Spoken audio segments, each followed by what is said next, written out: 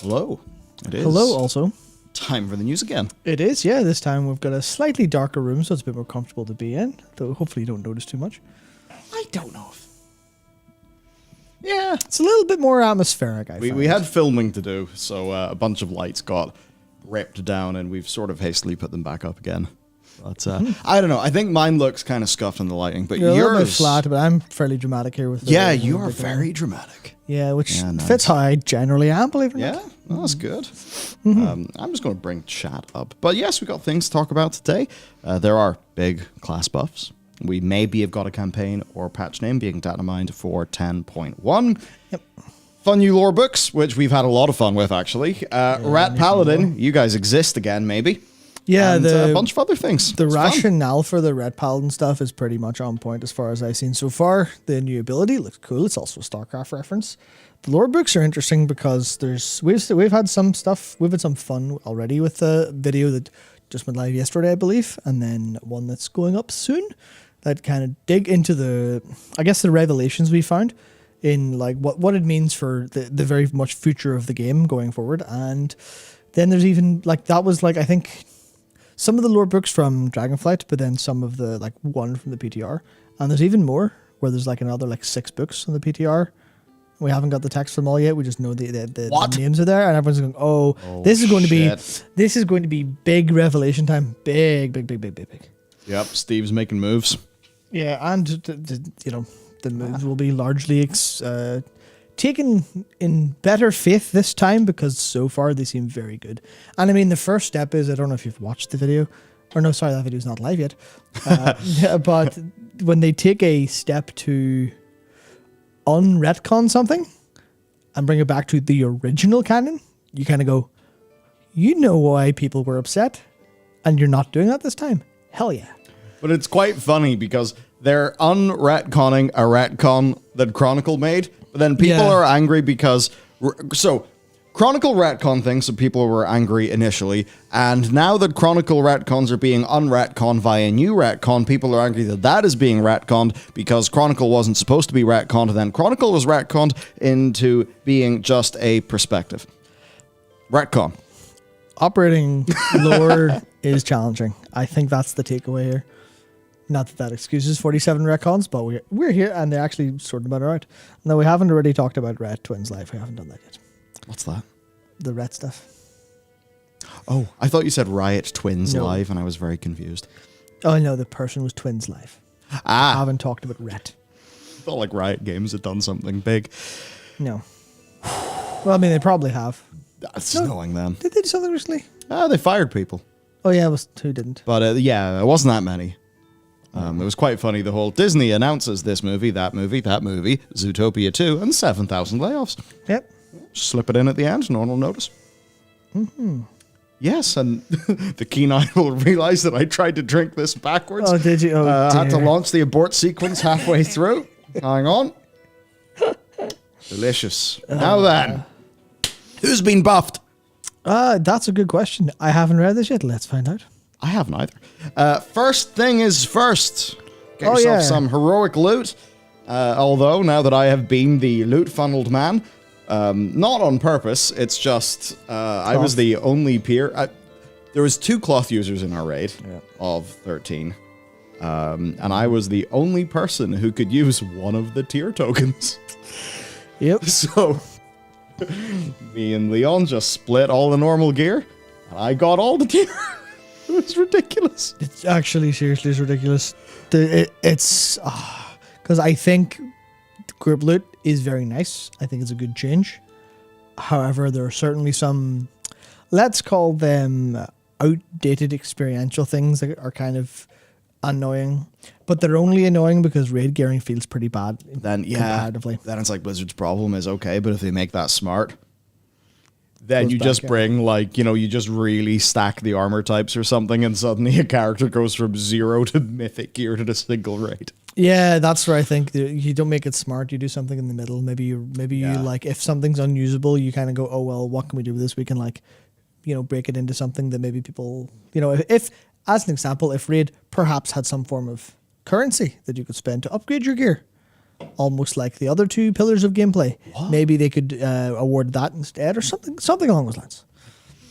Valor, Like you'd have to call them justice Valor? points. But justice is lower than valor. Yeah, you'd have to call them something new for raid then. Maybe something to do with what they did in season 4 with that. Maybe. Dragon kill points. Yeah, go Bring for it. DKP back. There we go. That'll be really completely confuse yeah. everybody by it being something entirely different. It'd be really awkward when we get to the end of Dragonflight where we're probably not killing very many dragons, or after Dragonflight where we aren't killing dragons anymore. Yeah, Alex But then Raza turns yeah. around like, dragon kill points? Excuse me? Yeah. That said, you could have just call them kill points and they change flavor every time. Whoa. So go, hey, dragon kill points for Dragonflight. And then you don't get any for killing Kurog and go, what? And then later on you kill Reno Jackson and get dragon kill points. You're like, what? That doesn't make sense. But then later on, obviously in 11.0, they could be changed to Lightforge kill points. I'll make you very sad. Sorry, Lightbound kill points. Yes. Buffs. Class buffs. What's happened? Okay, a lot of things have happened. Let's talk about the buffs. So, Blood and Frost. A bunch of 15 to 20% buffs to many of your core abilities. Yeah, that's... Happy. Oh, sweet. Fry, was it from last week, talking about Frosty K? There you go. That was all you. You willed it into existence. Likely not here, but yes. Guardian Druid. Right, bunch more survivability because Iron Fur, Reinforced Fur, Bark Skin, Sork's Fury, and Frenzied Regeneration. It's cooldown reduction, talent, reinvigoration. They've all been buffed, so that's pretty good. So Guardian Druid might only be the worst by some instead Yes. of by a lot now. Maybe. I don't know. But hey, See? you've got a Rage Dump now in AoE. Yeah, the one that's bugged and doesn't work or half the stuff. Yeah, sure. Done. Job's done. Yeah, We'll touch him again in 13.0. Yeah, I'm literally not joking. Like the new ability, literally, like I think it's not on the spec aura, which is a very beefy aura. Because obviously some spec auras are like minus whatever to tune down, but the Guardian one is like Just very so big. people are aware, the spec aura is like Blizzard's big tuning knob where they can just take a spec and go up, down. So if something is not being impacted by the aura, that is not good. Yeah, that and a couple of other bug talent interactions, but yes. All Hunter specs get 5% more damage. Nice. So, yeah, good for them. And Mistweavers, 3% more healing, a 5% buff to Vivify healing, and 15% buff to Spinning Crane Kick damage. So we're going to do a big Chi-Ji Fistweavy sort of fun time. That'll be very good for the, I guess, I would describe it as the beginner Mistweavers who are kind of comfortable in just smashing Spinning Crane Kick in AoE instead of like trying to weave everything correctly. So that's a pretty good change. Yeah, buff to Clouded Focus, which means that Enveloping Mist and Vivify will cost less and heal more, which will sound good to just about any healer. Buff to Peaceful Mending, so that they will, Enveloping Mist and Renewing Mist will also do some healing. So that's nice. Prop Paladins. Yep, Yes. 10% buff to Avenger's Shield, 15 to Hammer of Wrath, and Blessed Hammer, Yes. or Hammer of the Righteousness, Well, and 30% to Crusader Strike. Yeah, I will say, Not that Crusader Strike's a massive amount of your yeah. damage. That said, don't get too excited if you're a Prot Paladin, because I'm not entirely up to date, but I know that the PTR also has, in their efforts to change the class tree, they're also doing a couple things that look like they will delete Prot Pal half. So hopefully that doesn't go live the way it is. But I see Prot Pals go, why are you nerfing the shit out of us? We don't deserve it. So hopefully that. Well, that would be sad. Yeah. Holy Priests, good news, everybody. We have got 3% more healing. But, holy. Play disc. Please, somebody play disc. There's like 7 of us. It's me, Taliesin, and 5 other people. Yeah. But it is really funny. We look at parses And the healers in our guild is, it's 2 druids, 2 resto druids and 1 disc priest. And the parse counts, the numbers are hilarious. Yeah, it is. There's not that many disc people at all, which is crazy to me. Disc is so fun, and it is pretty powerful. Yeah. Paint up. It's the same problem that monks have, where the class itself or the spec itself is very good and it's quite fun. However, it is got a higher skill floor than most World of Warcraft players are happy to deal with, which really brings down the amount of people who are willing to play it, and it also brings down the potential for those players. So it is just, that's bad to them. And that's something you have to contend with, especially when it comes to, I guess, the fantasy's not super obvious like Holy is just you press your heated buttons, makes sense. People are talking about the timeliness of these buffs. I believe these are in via hotfixes. Yes. So if unfortunately, if you didn't feel the frost DK buff, I don't think there's anything else coming. Yep. Yeah, no, it's funny with healing. Holy to me is still fun because there's still that element of pacing to Holy that I think is neat.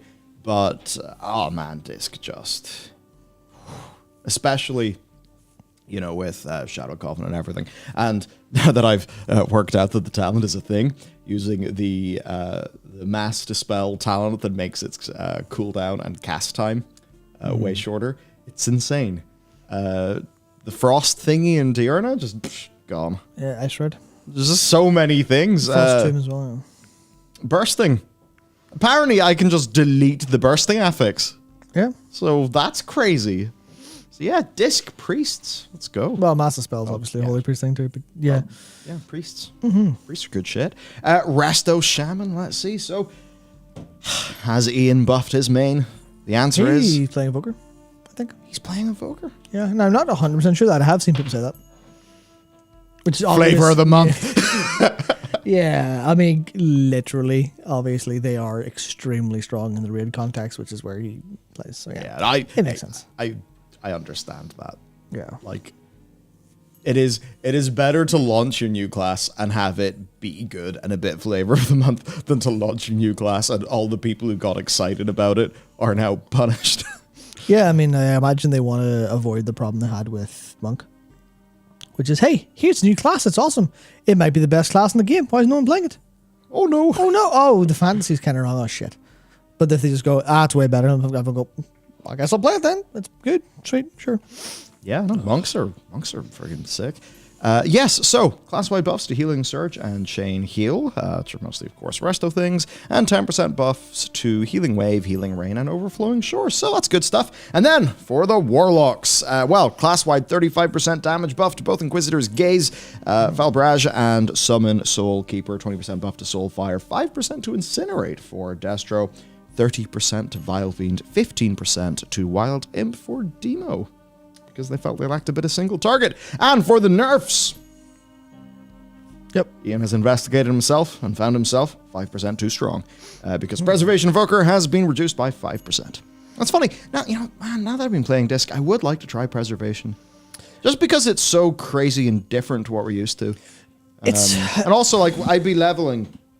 I was leveling my rogue, and John would just go give me a big hug and fly me somewhere else.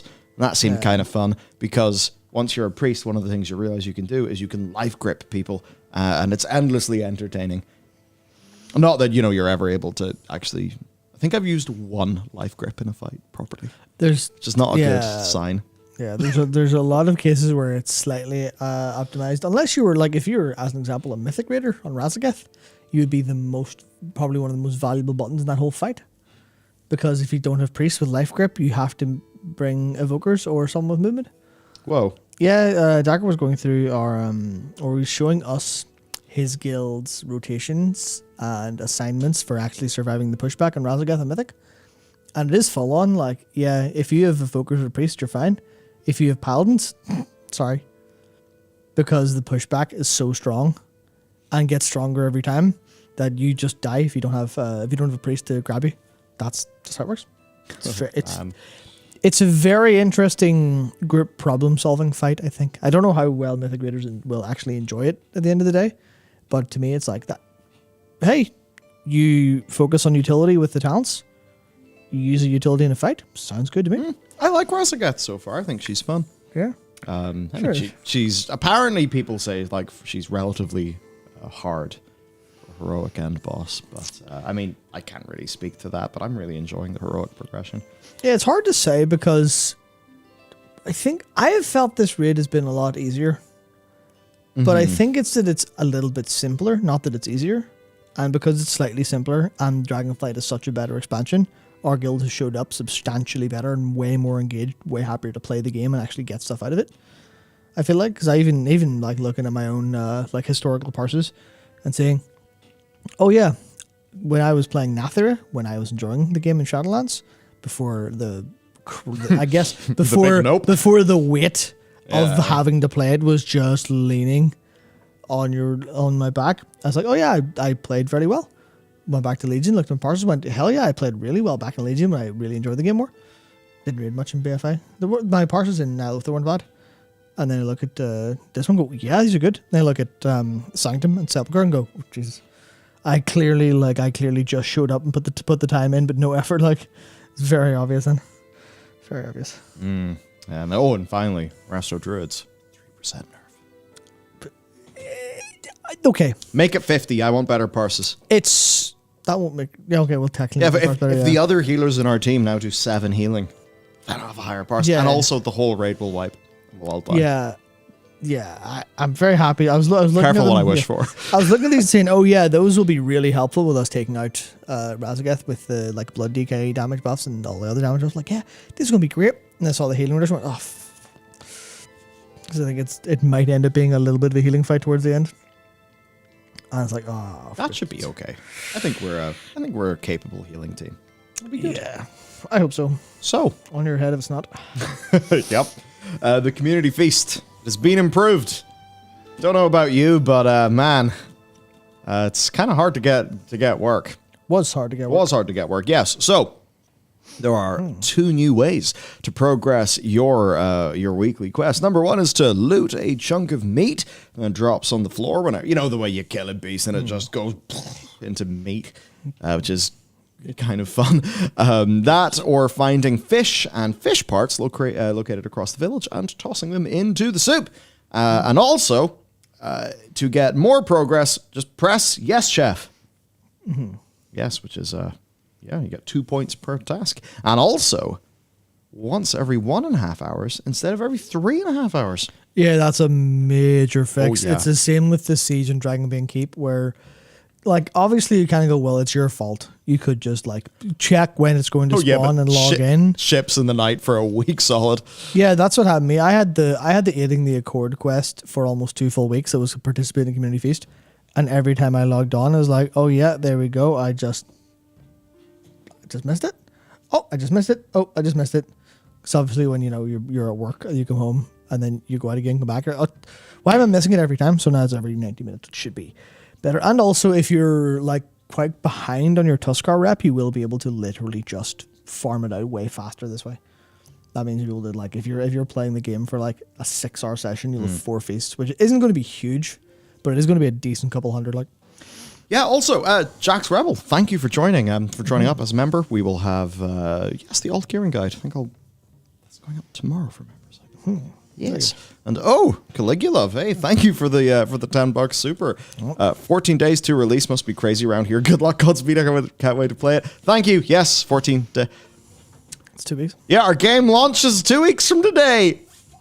It's actually all good. I'm a little bit nervous, like generically so, but I'm very confident, like in things actually. There is new content over in the Studios channel, by the way. We've released a big music drop. It's like an hour of game music. It is fun. It is chill. So enjoy that, and we will have actually quite a lot of video content coming up. I think starting later next week. So lots of cool things. Right. This Blizzard listened to people. They did indeed. After a very long time, the X-45 Heartbreaker, which used to be called the Big Love Rocket, it's no longer called that.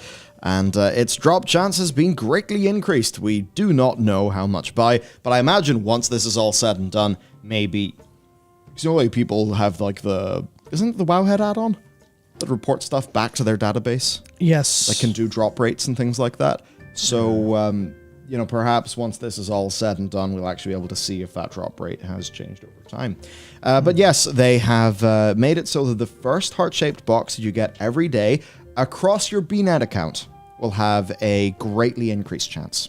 So that's across your BNet account.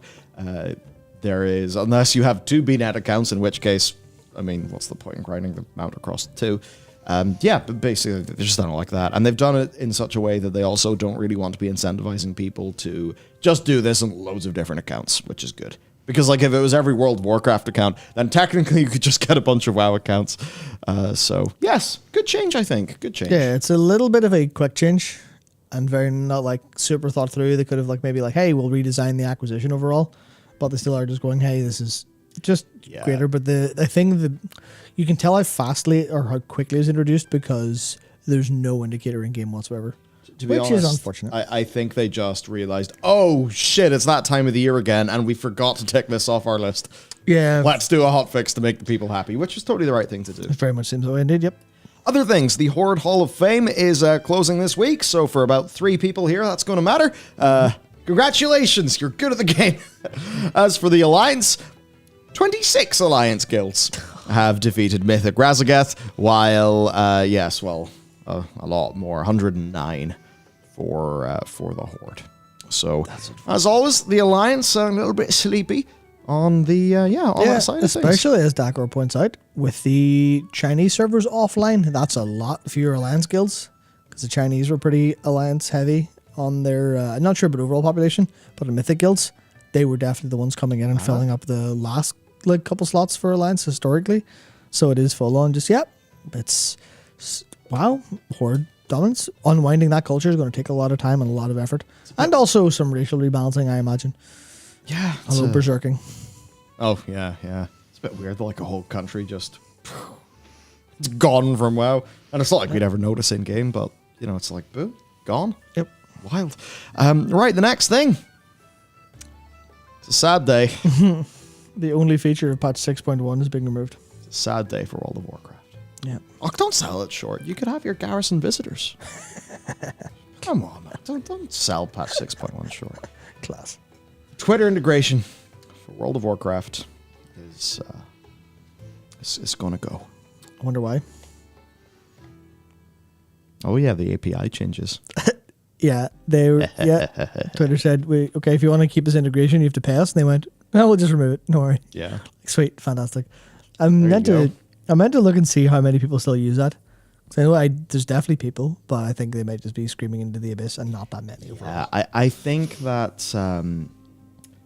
this did open like a little thing to compose your tweet in. Yeah. But often in Twitter, anything like that, like as an example, there used to be a Twitter integration with YouTube, and YouTube just deprecated it. And they said, listen, here's the deal. Nobody clicks on automatic bot posted things that come out on your Twitter account. And I think that's broadly the case. So there you go. People have been buffed, but also we now have to tweet on our second monitor or alt tab. Truly terrible inconvenience. Why even bother continuing to play World of Warcraft if that's the case? I know, we can't even tweet our progress. Yeah, terrible. Give us Instagram. No, TikTok. TikTok inside WoW. That's it. Honestly, that's not even a bad idea. Oh, not literally like automated posting, but like... Hey, ByteDance. Yeah. People were talking about, will ByteDance acquire World of Warcraft? Let's go! Yeah, so imagine, obviously, I don't think this would matter to anyone watching, but at the same time, if the game did have aspect ratio outputs that match platforms, and you could have say you could record 2 video streams from World of Warcraft, or maybe get like a couple minutes back, the same way you can like GeForce, but if the game handled that in some capacity and was TikTok compatible in terms of sending stuff, I'm sure people would actually be fairly happy with that. All 4 people who'd use it, but they'd be happy, I imagine. Oh, yeah. And everyone else would say, right, it's clearly the beginning of the end times. Yeah. But okay. Smooth segue time. Speaking of end times, what about patch 10.1? Yes, not 0.0.7. Patch 10.1, Embers of Neltharion. Have I just made this up? No. Not at all. No, it actually came from the game. This was previously called Underground. They've really consistently leaked patch 10.1 to us, even so far back as beta. And I imagine there was a lot of, disappointment or people being pissed off back in beta when it's like, oh, great, really? They already know we're going underground. Here, just campaign, you can see in 10.07, title, Embers of Neltharion, 10.1. The internal title, 10.1, Dragonflight, Embers of Neltharion. So, yeah, that's either going to be the name of the patch or perhaps the name of the new campaign. And, tell you, he had a lot of layers. He has so many layers. He has Nelthalris, and this is kind of joke thievery because you said this to me in the office a few days ago, so continue the joke. Yeah, it was mostly, there's Neltharion's lair, obviously. There's Neltharis, and they're both seen as his, lairs where he lived, where he did everything. And then also in the Forbidden Reach, there's, labs that he set up. There's also the place, I can't remember the name of it. Gloomhaven? No, is that something else? The place in the north of Onaran Plains where you go and do some quests. And that's also said to be, one of his labs. And you go, man, he owned a lot of things. He was one hell of a landlord, I guess. Owned an awful lot of real estate across the place. I mean, sort of technically the planet itself. Yeah, good point. He was sort of in charge of the whole thing. Bit of a turbo landlord. Yeah. So, do we know exactly what's going on? No, but I think a lot of interesting things could be happening. And when you compare this to the previous things, it lines up well enough. Chains of Domination. Oh, well, this one was called... so Chains of Domination, which was the name of patch 9.1. They named the patch after some chains. Yeah, because obviously it was all about Anduin being dominated by the jailer. Yeah. Patch 10.1. Manhole covers of Belfast. Yep, the Chains of Domination. But then it was called Secrets of the First Ones, which... Oh, wait, that is... Yes. I forgot the name of patch 9.2. Yeah, I think because everyone just calls it Zereth Mortis. I just call it Zereth Mortis, yeah. Yeah, so there you go. Basically, that's what's up. And you know what? The foreshadowing for all this that's being done in 10.07 actually seems pretty cool. The lore that they're building up seems pretty damn cool. Yeah. Hell yeah, basically.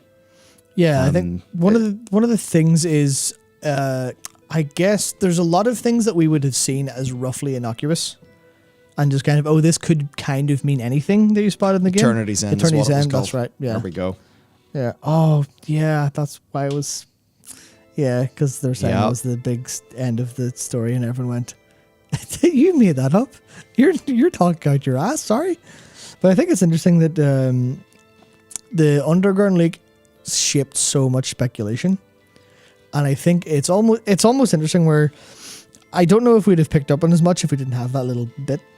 We probably would have picked up on plenty of it, but there's so much teasing towards it being underground. There's so many things that point you in that direction, like the Black Locust talking about, seek me below. The dialogue from N'Zoth being all, you'll follow him into the whatever and do the water stuff will leak or whatever. That's, maybe I'm not a very good dialogue writer. Your pipes will leak. Yeah, so it is everything was leading there. The Jarden cave paintings, the Tarjan the Blind's stories about the Jarden elders who went underground and met with, not Galakrond, Eridikron. So there's a lot of pointing towards this has been definitely the case. And Eridikron's the Earth dude. Yeah. He's gnarly, not Titan Neltharion, basically. He is very much the allegory for what if the Primalists had a Neltharion, and that's what that is. So it is pretty interesting, though.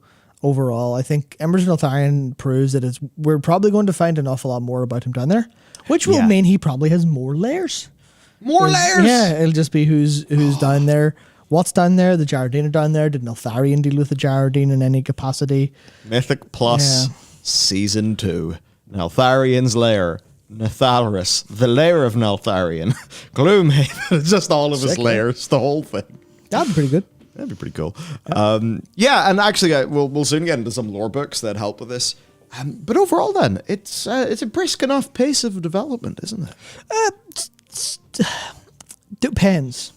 Because the way I see it, like in terms of having 10.05 and 10.07, yeah, absolutely. And 10.07, like, it seemingly isn't some, like, because obviously with Pale Beyond coming out, I've not had time to go into PTR. I know that Dakor has for the video we're going to do, but like it's not some shitty, like, you know, very version 1 of the PTR that has nothing on it. No, like, there's the vaults to go to. There's actually loads of stuff, loads of rares. And I think a few things are dropping placeholder currencies, but like, I'm not going to say that it's full featured, but there's a lot in it for an initial PTR, which kind of suggests to me the things are brisk. So the way we were describing it, I can't remember who I had this conversation with. I think it was Dakor, but it was very much because remember patch 8.2, and it had 2 zones. We were very happy. It had 2 zones. It was Mechagon and Najtar. Both were very different. Both were fully featured, and you could have, went, okay, sweet, whatever. But the main plot had nothing to do with Mechagon whatsoever. It was just kind of, and Mechagon is there also, by the way. So that's the shower is going to call the storm that will end the world. Also, let's have some fun with mech gnomes. Yeah, so that theoretically, Mechagon could have been in any patch, that expansion, and it would have been okay. Outside of the allied race requirement. So I think that's what's happened here, where I think the Forbidden Reach makes sense, but it feels like it's going to be a mini, not like to the same degree or with the same tone, but it feels like a mini Mechagon. Because it even has, obviously one of the reasons for that is that it has the punch card. It obviously has the new ring, the Onyx Amulet, which is a ring that has the 3 slots, which people were complaining about seeming similar to Shards of Domination. But that's the one that, it looks like the punch card. It's got acquisition. It's tied to new video game. European, as you hate to go and compare it, it sounds like Korthia with Vault Storm, etc. Any patch zone would sound like Korthia. If I explained the Timeless Isles to you, you would say, it sounds a bit like Korthia. It's about the execution as opposed to the ideas, and the fact that it won't be tied to power in any meaningful way, because while the ring seems strong, it's going to be like a month or 2 before the new season, more or less. That's the thing that people forget. So that means that, like, yes, it maybe is going to be a BIS ring at the end of a season where the worst that's going to do is be a little bit more power so that some more people can get curve or cutting edge. And in the next season, it will be a good ring for, like, people who are just, world content people to go and get. More or less. And will probably be superseded by the new stuff. Right? So it's actually, if you do have that kind of, like little mid-world content update patch happening within a raid cycle, it actually gives Blizzard a few more, it gives them a few more toys. They can actually have catch-ups that start to feel powerful, but in a way that, I guess, if you have, like, season, right, and this is like your gear changing, kind of smooths it out a little bit. And that's like what Argus did. Mm-hmm. Because Argus released, like, during the Antorus raid tier. Or no, it didn't. Argus released during the Temple, no, it's not the Temple of Elune. What's it called? It is a Temple of Elune, but it's a Tomb of Sargeras. The Tomb of Sargeras, yes. Like, people maybe will forget that because the seasonal concept did not exist until BFA. Before that, you actually had the content patches almost coming out in a split manner, and I wonder if Blizzard are going to do a little bit similar to that. But not with the raid bit having no world content. Now they have a larger team. I mean, if they can do that, that would be great. But I think there were some benefits to that. Obviously, some downsides too. Yeah, so I don't remember, but theoretically, you would have said that then the Argonite stuff on Argus would have been able to be good catch-up for people towards the end of Tomb of Sargeras and get them over the last hump, in the same way that this is going to be that way, which is them just, more or less literally going, hey, yeah, you're all done. You're probably all sick of the game as well. The only people who are playing are either people who are really slow and really enjoy the game, or I think maybe like the super hardcore people who just push keys and that's literally what they do with their time. So I think neither of those people will be harmed by it. Obviously, one group will be helped by it. So I think it is more or less just, go for it. But I think the point will be largely that it won't feel like, here's some arbitrary nonsense. I think the framing of that can feel that way. If you go, well, obviously, what is this? And when we're discussing it, when people are talking about it before it's out, you will bring the conversation will be led by names. It will be led by comparisons. It will be led by people saying, it's kind of like Shards of Domination, but it shouldn't matter that much. But then when you play the game, it could be like, this is content. This is fully featured content. This thing is part of this content. I'm on an entirely new area. This feels like we've got a bonus patch before the big patch. And it's all about, I think there's an interesting, I guess, in live services and in live games that you're updating, I think there's something to be said for pacing of content. And there's pacing of content, you could obviously say just as much as humanly possible, as fast as ever. But when you're also dealing with season length and seasonalities, then I think there's likely going to be a lot of kind of, this is like a straight line and then season. How can we interfere with that? How can we make that feel more interesting? Yeah, pacing's part of design. Yeah, how can we make that feel more fun? How can we stop people from feeling like what they should be doing is playing the game for 3 months every 6 months or every 5 months and then unsubbing for the last 2? How can we bring things in for people to be more interested and stay playing? And for a lot of people who do world content, they're likely bored stiff of what's there. Yeah. Because obviously a lot of the thing, like I've barely done any world content outside of, I know the Storm's Fury came out, but that's not really something you'll stick around with for a long time. That's a slight thing of new. Matt, it is a revolution. It is a whole new game. Yeah, so I think Me and the boys spending hours doing the Storm's Fury together. I cannot wait. Have you done it at all? Like twice. Nice. I did it just to see it, and it was like useful to get like a little bit of starter gear in my rogue. So it basically fulfilled its purpose. Yeah, I can get the ring and the trinket from that, and that's fine. Yeah, so I think that if you think about it from Blizzard perspective, you go, well, should we try to have a very big 10.1 that has all of this content in it? I was like, yeah, but people are waiting on content, and we have it. So why do we not just give it to them instead of arbitrarily waiting for a bigger launch? If it all has to come out at once, that actually presents another problem for them. Yes. Things will fight with each other more within the design, within the intended gearing. So they can just have a little, you could call it a catch-up thing. You could just call it a bit of world content that gives better gear. But you could just have a small little thing, plop it in the game. There you go. There it is. Like the punch card styled ring, like the rings and trinkets from the Storm's Fury or whatever, right?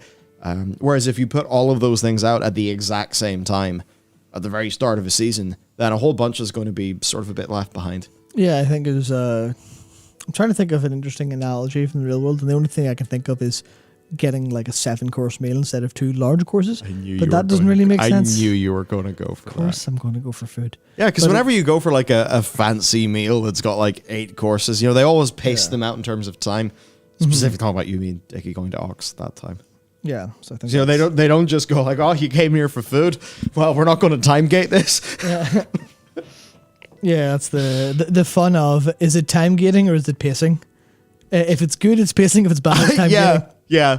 Oh man, I'm sorry for the mental. If there are any game designers from the WoW team here, sorry, because it's time gating if the pacing feels bad. But if the pacing feels good, it's good. It's one of the hard things. People only notice when something is... I don't want to say they only notice when something's bad. People obviously notice whenever something's good. Yeah. But it's only remarkable or newsworthy or produces... the way it's like... if you were going to say that the emotions are a waveform, right? It's like there's a certain amplitude that it needs to pass for it to be enough to tweet about. So I think happiness is just like, yeah, cool, this is great. Unhappiness is just, boom! We went way past the line, it's time to tweet. Yeah. Time gating or pacing, what is it? Yeah, I think that is... It's something that I think that this implies that because of the increased patch cadence, they're getting a much better handle on, which I think will lead to a lot more player satisfaction overall going forward, which I think is, honestly, it's good as hell. Even if it is...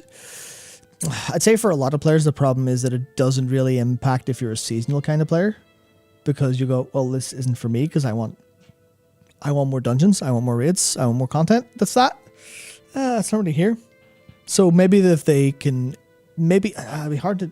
It would literally be hard to do, but it'd be nice to see if they could weave in some, and they would have to do this cheaply because we'd want to put a lot of focus on it. But the idea of like if 10.07, it definitely doesn't. We would have heard. But if it turns around and goes, yeah, there's like a 3 boss raid in here, like a 2 boss raid, that's kind of okay. That would be good to get kind of make the patch, I guess, matter to everyone.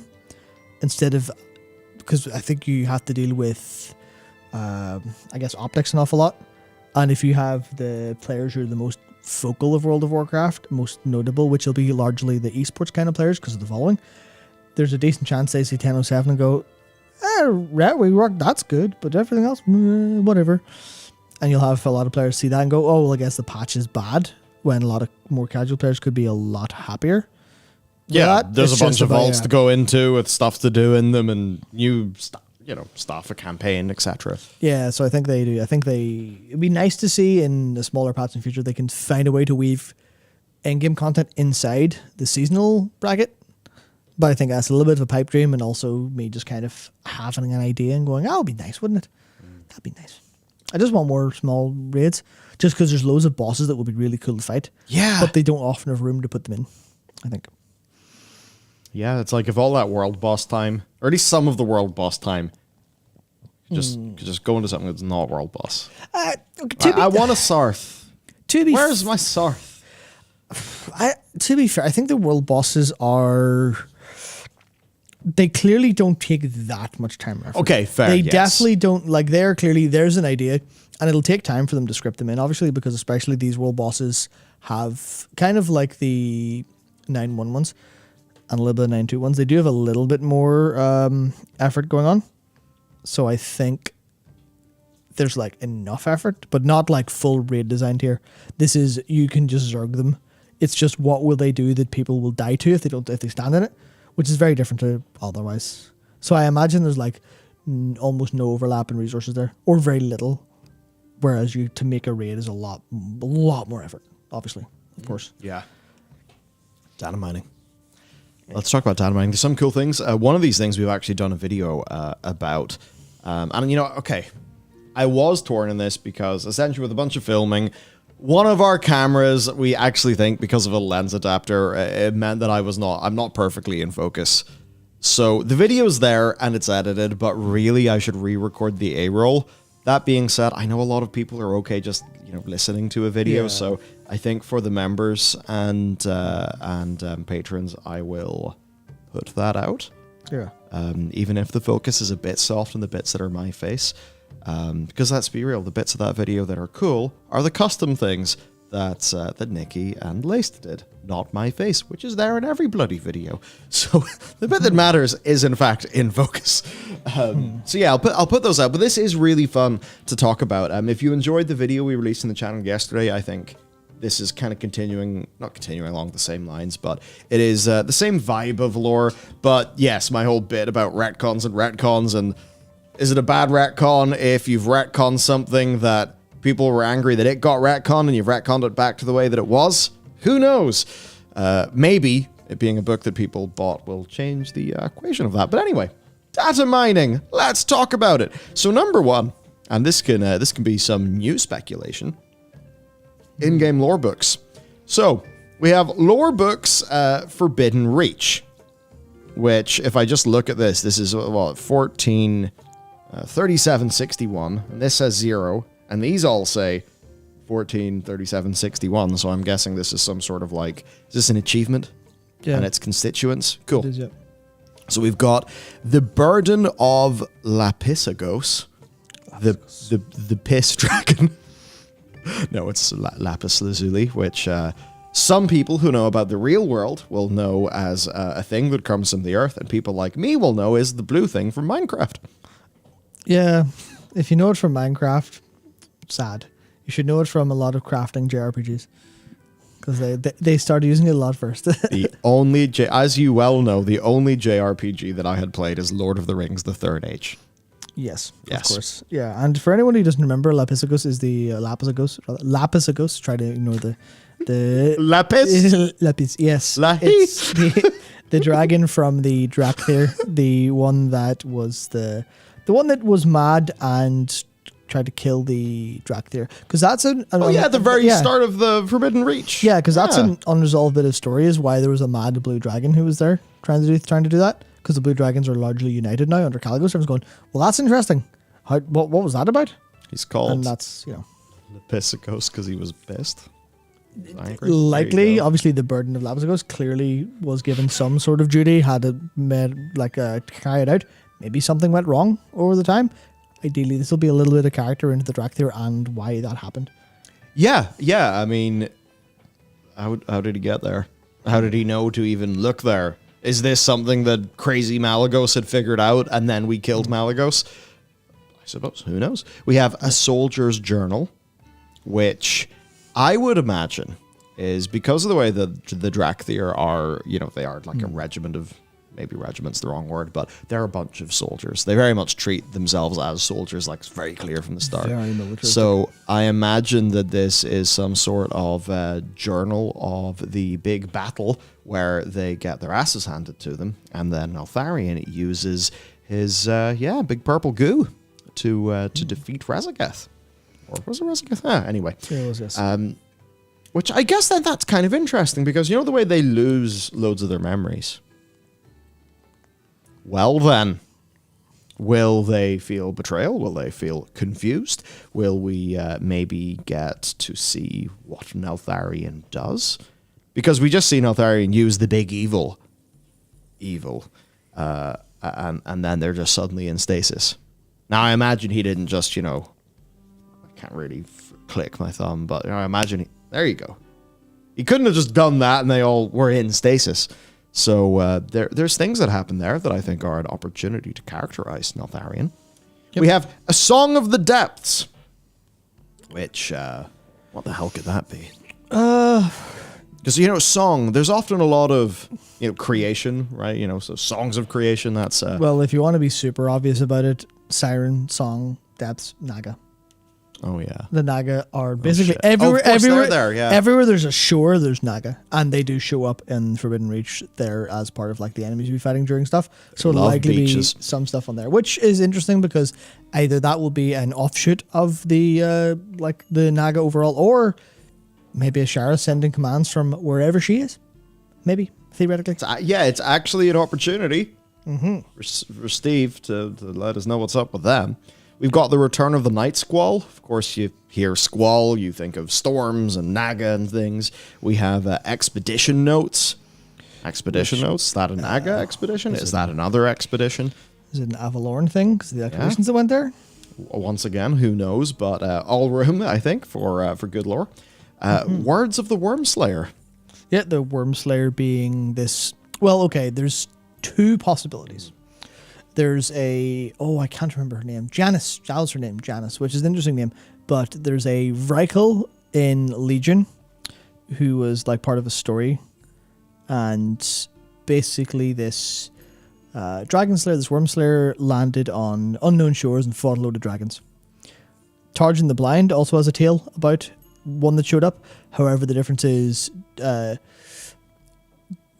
believe... Tarjan said it was a he and called it a king. Janice was a female because there was a female in the Sinstone found in Revendreth. Sorry, every Shadowlands noun takes a bit of processing to get out of the back of my brain where I've buried them all. Well, it's got to make it through the firewall. Yeah, exactly. Yeah. So more or less, there's the Dragonflare boat, the Vrykul Dragonflare boat that landed on the shores of the Forbidden Reach. So that's likely them, and we'll find out if they were the king that Tarjan talks about, if that's something different, or if it's like Janice, and then they kind of in death, they're the myth changed of what gender they were, something like that.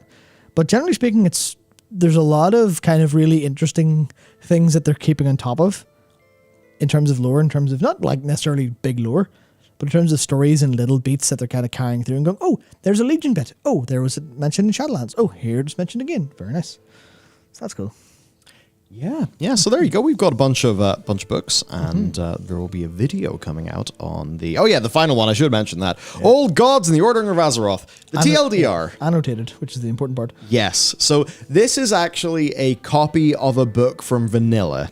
But what's weird is the book from Vanilla is basically a rewrite of the Warcraft 3 manual. It says there's 5 old gods, but I believe at some point they actually changed it to 4, and then Chronicle says 4. But Wowpedia still said 5 because it had the original version, but with a footnote that it was changed to be 4. So is it that, or did a developer just copy from Wowpedia, which would probably be the easiest way, or like the quickest way for anybody to find that piece of text, and not know, is that the case? Or is it the case that they are going back to the 5. But the bit that's weird is the original version of this book, which is the version that appears with annotations here. It does say that, it didn't say there's just 5 old gods. It says the Titans imprisoned 5 old gods, and that's the bit that clashes with Chronicle. Because Chronicle at its time was like a bit of a retcon or clarification, because honestly, was it 4? Was it 5? People were talking about that for years. Yeah, it's a bit weird. And certainly Magni believes there's no more old god stuff going on after we defeated N'Zoth, based on what he says at the end of Ny'alotha. Yeah, so we have a small F. We have to wait for it to resolve. Unfortunately. They can probably get our audio right. Yeah, they can get Usually these things prioritize audio. Theoretically, yes. So this is probably a version of Pale Beyond being uploaded to Steam. Yeah, which is unfortunate. Apparently when stream's not live. Interesting. Oh. No, stream is live. Very, very cool. Very cool. Yeah, I might as well just missing some interesting things, but everything is fine here. Could be a YouTube issue at the same time. Potentially. Yeah, it must just be a little bit of a YouTube issue. Cool. It's probably an upload. Yeah, it is. But people are saying it's fine, so I guess it was maybe a YouTube thing at the same time, so just unfortunate. Oh, yeah, I can see in our analytics it drops down to 219 viewers for a second, then it goes back up. Yeah. Actually, it says no data. No, it doesn't. And now, that was really funny. It said no data, but it had a green circle, and now it's okay. Yes. But OBS does not say that it's okay. Yes. Unfortunate. CDN issue. Yeah, it could be any number of issues. YouTube's weird. Though that's a big F, actually. Interesting. I could just go over and check if they're uploading something. Yeah, you should go do that. In the meantime, what would you like to talk about while we take a small unplanned intermission? Welcome to Audio with Matt. Yes, welcome to audio and theoretically some video, maybe, we'll see. After the squeaky noise of that door happens, we really should oil it. So has there anyone got any specific questions to go through? Or I could bring us through. What have we got on the screen, actually? Let's see. Cool. We just have these books. They're very interesting. Zelda. Is Zelda interesting to talk about? Zelda. World Revamp. See, Diego, I'd love to talk about a World Revamp.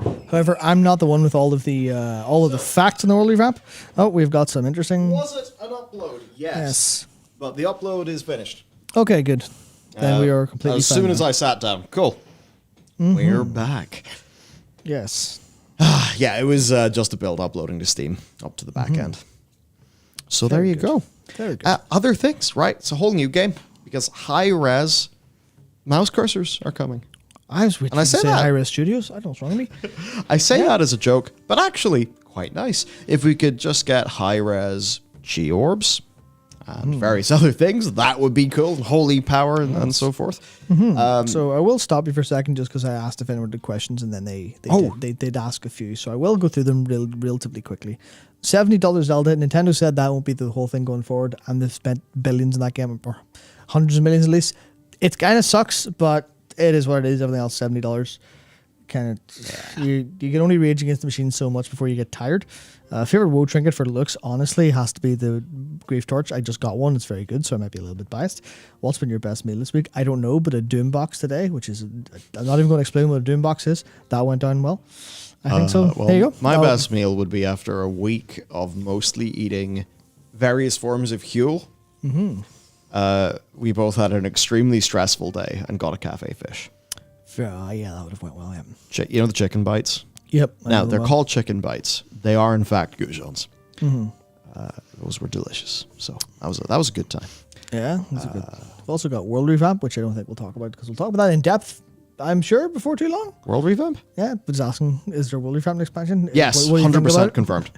Yeah, absolutely. Yep. And then thoughts on Feral having rights now? As a Feral, I like having rights. They are very good. Please don't take them away next patch or expansion, Blizzard. I like being top of the damage meter reliably in almost all situations because I know where my Primal Wrath button is. It's because I PI him. No, it's not. It's because I PI him during heroism at the start of every fight. It's actually not because whenever I pug, I'm still there. No, I've not seen that. Therefore, it's not proof. Yeah. See, this is the great thing about being a priest. People think, oh, I have to get PI to parse. What they don't realize is, as the priest, you PI someone, you're saying, ha, now your parse is my fault. Yeah, I mean, also the parses still count, although there was a vote on Warcraft logs about considering removing the ranking from people who have any PIs. Obviously, it shows PIs, it shows external buffs there. So I was laughing because there was the top, I can't remember which boss it was, but the top log for a Feral had no PIs. And then there's one about 10 ranks down that had 4 PIs. And I'm like, and also a higher item level. I was like, imagine getting 4 PIs, being a higher item level, and still losing. That sucks. I thought that was very funny. But no, Feral players have not been too powerful for too long. And yes, when are they going to stop attacking Ferals for going to the gym? They can try. Feral supremacy starts now. Never ends. Nah, I can't last. Bullshit. Yep. Bullshit. Yeah, I know it. Now that said, GearGuts Mac Shop dropped us $20 super thank you and said, favorite snack and favorite food you've seen as an item in WoW that you'd want to try? That's a good question.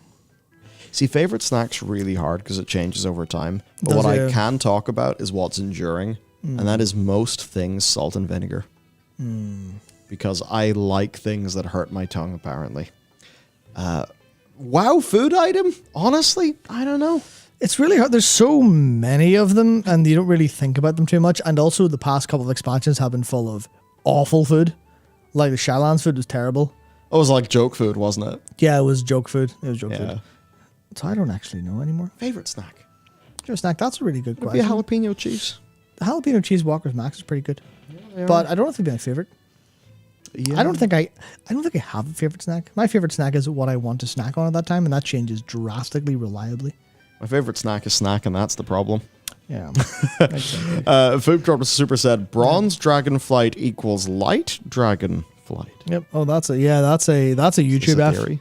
That's a YouTube F. Oh, we got YouTube That's F. nothing on our end. Thanks, YouTube. That's very helpful. Bronze dragonflight, light dragonflight. Is there anything to do with light and time? The whole.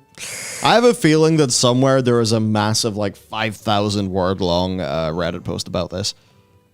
Yeah. In the same way that like there was for Anshay being the jailer. Yeah. No, there's definitely things they're working towards there, but bronze will not be. Well, okay.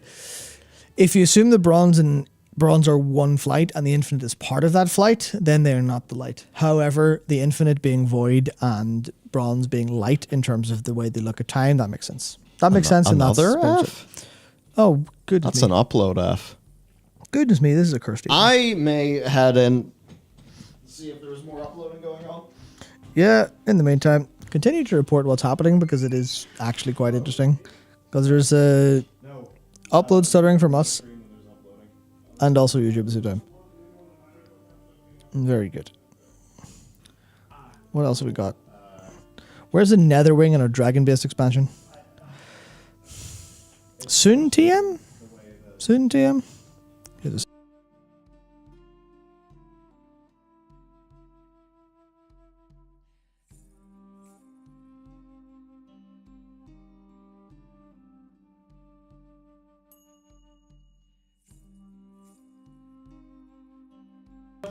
We're back. Yeah. Yeah. People downstairs trolling Michael. They're not downstairs.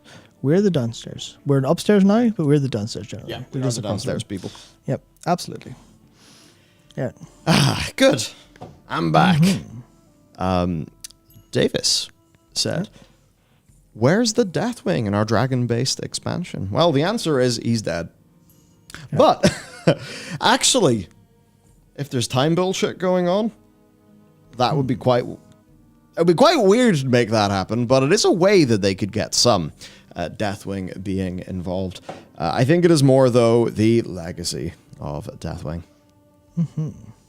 Also, that's not what you said. You said Netherwing. I'm absolutely stupid. Yeah. Which is actually a good point, because the Netherwing have just been left alone. And I mean, man, Netherwing was like the most hype thing.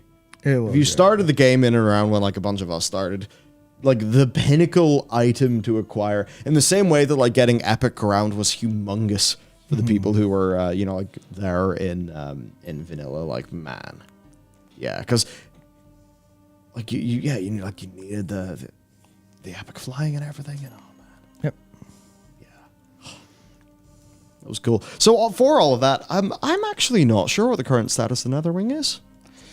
Yeah, because they've generally just kept themselves to themselves. Yeah, so chat are talking about Malagos eating them all, but I don't remember that happening. So either there's a big part of the big gap in my knowledge, or we're just kind of waiting. I mean, even then, I don't think, even if they were in dire straits, I don't think Blizzard would care. They would be able to bring it up and go, hey, yeah, here they are. We'll get a little bit of them. We'll get a little bit of like at least the idea touched upon. I think that's the interesting thing that I imagine in Embers of Neltharion, we're going to learn an awful lot about the experiments in all the different parts of the Black Dragon lineage, especially because if you've been paying any mind to the overall theme of the expansion, it is evolution. Not literally the theme that you experience through the story, but like one of the themes running underneath it has been evolution. It's as was pointed out by Geargots there, saying the proto-dragon seems to be the most mutable species we've run into in WoW. They've so many variants, could they themselves be artificial? Not sure about the artificial part, but the fact that they're the most mutable definitely makes sense. They're the most changeable. That's going to be a big part. It's probably be a big third like the Drakthir. So I imagine the Drakthir learning about, hey, what else? What other experiments did our master get up to? What other things happened to the dragons? That was kind of, you know, what happened to? Because I can't, you know, there's that many different black dragon kind of offsprings. There's a lot. I'm sure they'd be interested in finding them out and going, oh, how do you feel about everything? Why are you not as strong as us? Because we're the Power Rangers. We're the Captain Planet, Drakthir. We're all the powers combined. Why are you so weak? Haha. Well, I can't imagine they would say that. But yeah. So checking the lore. Yeah. Nothing's happened to them since the Burning Crusade. Then they'll show up. Then they'll show up in a very small, very controlled kind of. Hello, I am also here. Yeah, I think that would be good. Right then, things. So, high-res cursors are coming. This is not a particularly major thing. However, while it's minor, it's nice. Yeah, it'll just look a bit more crispy. Also, new recruiter friend assets. So we're kind of wondering, like, will there be new recruiter friend rewards or they're data mines, or anything like that? They did say there would be new rewards coming. So I wonder. I imagine they'll keep the overall structure though, because just like the way that system works, you know, like they've got a system. It works. It's fairly well thought out, I would say. As far as I'm aware, for fitting their business goals, certainly. Yeah, even if I'd love to see statistics, how many recruiter friend accounts are on the same Battle.net account. I'd love to see that, because that certainly feels like a workaround. Yeah, the fact that it does that's hilarious. Yeah, it feels that is one of the more expensive backpacks out there. Yeah, they're clearly very happy to let that happen. So I assume it's not. Well, maybe unfair to say I assume it's not too important otherwise, but yeah, very much. Just let me know when they go back to Lord Ron when delving in the tier. Don't worry, Dan. That'll be 10.2, 10.3. If at all, it'll be 10.2 or 10.3, and will not likely be going to Lord Ron, which is this kind of sucky part. It'll just be here's the tier patch. I assume we'll get. There'll be something to do with tier, yeah. Right. Big news. People wanted this for a long time. Rat Paladins, you've got your developer update. And also, Wings of Liberty. Right. Happy people. Also, very nice artwork. Yes, extremely. Delicious. Okay, so we've got the Dynamine things that we've talked about, but also there's a blue post discussing a few. Apparently they're still hard at work completing the rework, and they'll post an in-depth thing right soon enough. As for the major changes, Retribution Aura's functionality will be changing. Instead of just being a personal throughput benefit, it is 5% damage and healing to all party and raid members for 10 seconds whenever anyone takes more than 50% of their health in damage, with a 30-second internal cooldown. Yeah. That's a lot. That's a lot. It's quite a lot, yes. It's very, I mean, what's that? 10 seconds? Yeah, that is a third uptime if people tank damage intentionally. Which is, there's a little bit of degenerate play that could arise out of this, but I think considering how mechanics and raid comes in, this will be whenever big things are happening, this will be kind of intended. Because the amount of time people get knocked pretty low is, and it's also takes more than 50% of the damage. That's really going to make you want to have a paladin. I'm even just thinking about this from the healing perspective. Yeah, it's... You know, what if you're in a mad triage, like some mad triage situation? Another 5% healing is nice for all three healers in your, or well, in our case, three, but like that's pretty big. Yeah, so for a comparison, you could look at it and say, well, 5% damage at a third uptime and 5% healing. 5% healing is... basically, no one else really has that. If you look at other classes as an example, druids have 5% versatility at all times, which is 5% damage and 2.5% damage taken reduction, which is huge. You look at Chaos Brand and Mystic Touch from Demon Hunters and Monks, that is 5% magical and 5% physical, respectively, and that's up all the time. But obviously, there's a split between magical and physical damage, so you can see how it's uniquely positioned. It's a bit weaker on damage, say, than if you're in like a full physical stack and you bring a monk. It's a bit weaker, but it also has a healing benefit. So it is at least reasonably unique. And you go, oh, that's really interesting, actually. Yeah, fits a paladin too. Yeah, but it doesn't directly compete. So yeah. Yo, that's smart, actually. Yeah, absolutely. So that's really cool. Another thing then. So Instrument of Retribution basically adds the old thing back in. It's a passive that is just you getting 12 seconds of wings whenever a party or raid member dies. Then we've got them just talking about their overall like kind of design goals about reviewing stacking auras and button bloat. Seraphim is being removed from the tree. Its throughput instead will be worked into core abilities. And also Divine Toll has been moved to the class tree as a result of all of this, with them basically saying they still want like a really powerful end cap to the class tree. Yeah, it's fun to see because I think Seraphim had some interesting potential in terms of, press this button every 45 seconds. How does it line up with everything else? But I think it being a little bit off time, and for Ret specifically, it being with everything else, you just go, yeah, you just press all your buttons at the same time.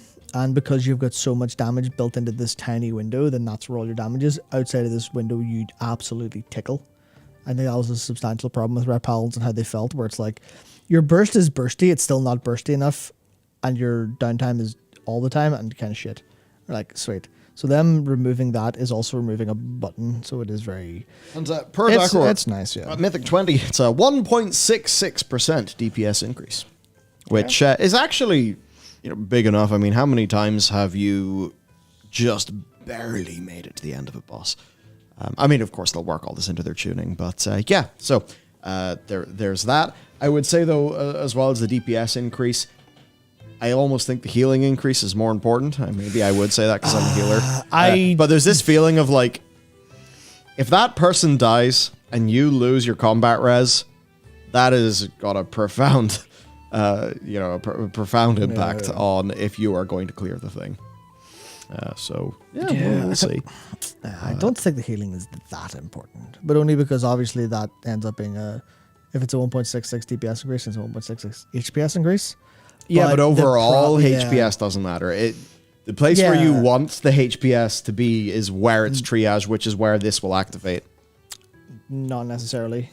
Because the chaotic nature of it is... I'm not actually sure how 50% of their health is managed in-game, because if it's managed the same way, say, the iced file of Corrupting Rages, that'll be 50% overall. So that basically means it will proc almost every 30 seconds reliably, which means it's not press button, get more healing. It's just take a little bit more in.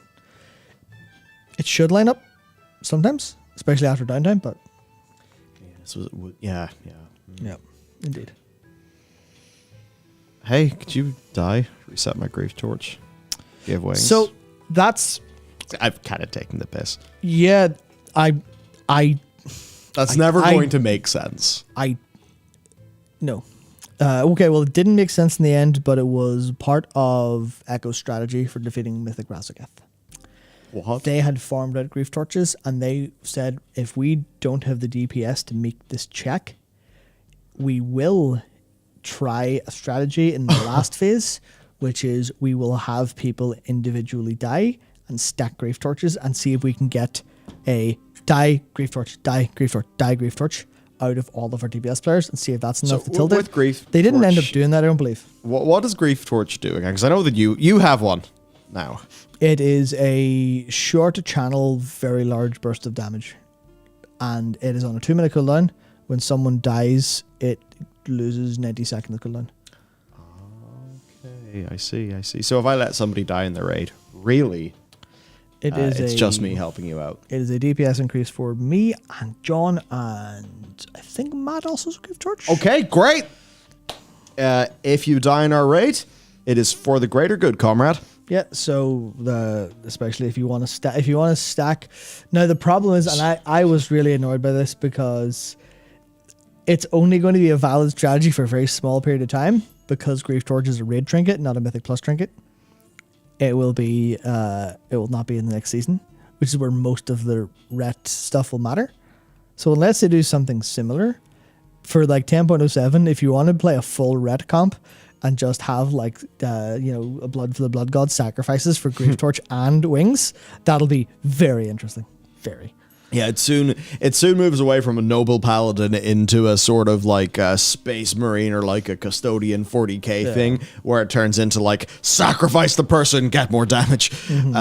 Wings of Liberty. Not only is StarCraft 2 Wings of Liberty a very good game, but Wings of Liberty is a 8 to 30 yard range retribution paladin ability with a 45-second cooldown that causes you to leap through the air towards a target location, slamming down, dealing physical damage. It's heroic leap. It's heroic leap. It's heroic leap. It's heroic leap with a shorter range. Yes, it is a small heroic leap.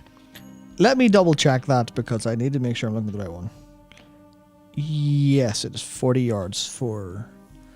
Oh my god, that's actually amazing. I didn't see the getting out of the Witcher. Fantastic. Yeah. Oh, that was Steven, yeah. Oh man. Oh yeah. That said, a 30-yard leap on a 45-second cooldown isn't that much. But it is a lot when you need it. It is a lot. It's a ton when you need it, yes. And So- maybe they'd be talented to bring it down to 30 seconds. Well, if you have Maybe they'd be two- talented to bring it up to 60 yards. You have 2 horses in the back pocket, right? No. No. Is there a talent that gives you 2 stat? Do we... Sorry, I actually need 2 to think this charges through. of the There is a speed. talent. Oh, okay. But Yeah, do you I'm take trying to it? think, do you take it for most builds? Because the Paladin class tree is... it's a hellscape. Okay, You right. lose so much throughput if you want to take no. extra utility. Because the way the tree is organized, you end up having to take something out of like Zealot's Paragon if you want an extra. If you want 1 second in your seeds, you take it out of Zealot's Paragon. You go, oh, that's not a great tree. I think you can take Cavalier handy, but the extra 1 second on the steed is pretty annoying overall, more or less. I think that's the frustrating part. It's a bad tree. So two charges of horse, but 100% for 3 seconds is nothing, honestly. Yeah. But then the leap will be nice. That said, I don't feel movement issues as much as most red paladins do, because I have the nitro boost on my belt. I would not have played Paladin in Shadowlands if I didn't have Nitro Boost belts. When it backfires, it backfires. You can just bubble or lay on hands. But when it doesn't backfire, choom, speed. Incredible. Saved. Yeah. Yeah, and hey, if you die and there's another paladin, they'll get wings. Yeah. It's a great virtuous circle. It very much is, yes. So the next thing... Hang on, I have to do this properly like a newsreader. Blizzard Entertainment have met the criticisms headlong that they are bringing Shards of Domination back to the game, therefore immediately ruining Shadowlands. Wait, what? Dragonflight and killing World of Warcraft forever. It's dead. Quit. So that was nicely engaging in some ways. Very good. But if you're going to say that was like a newsreader, no.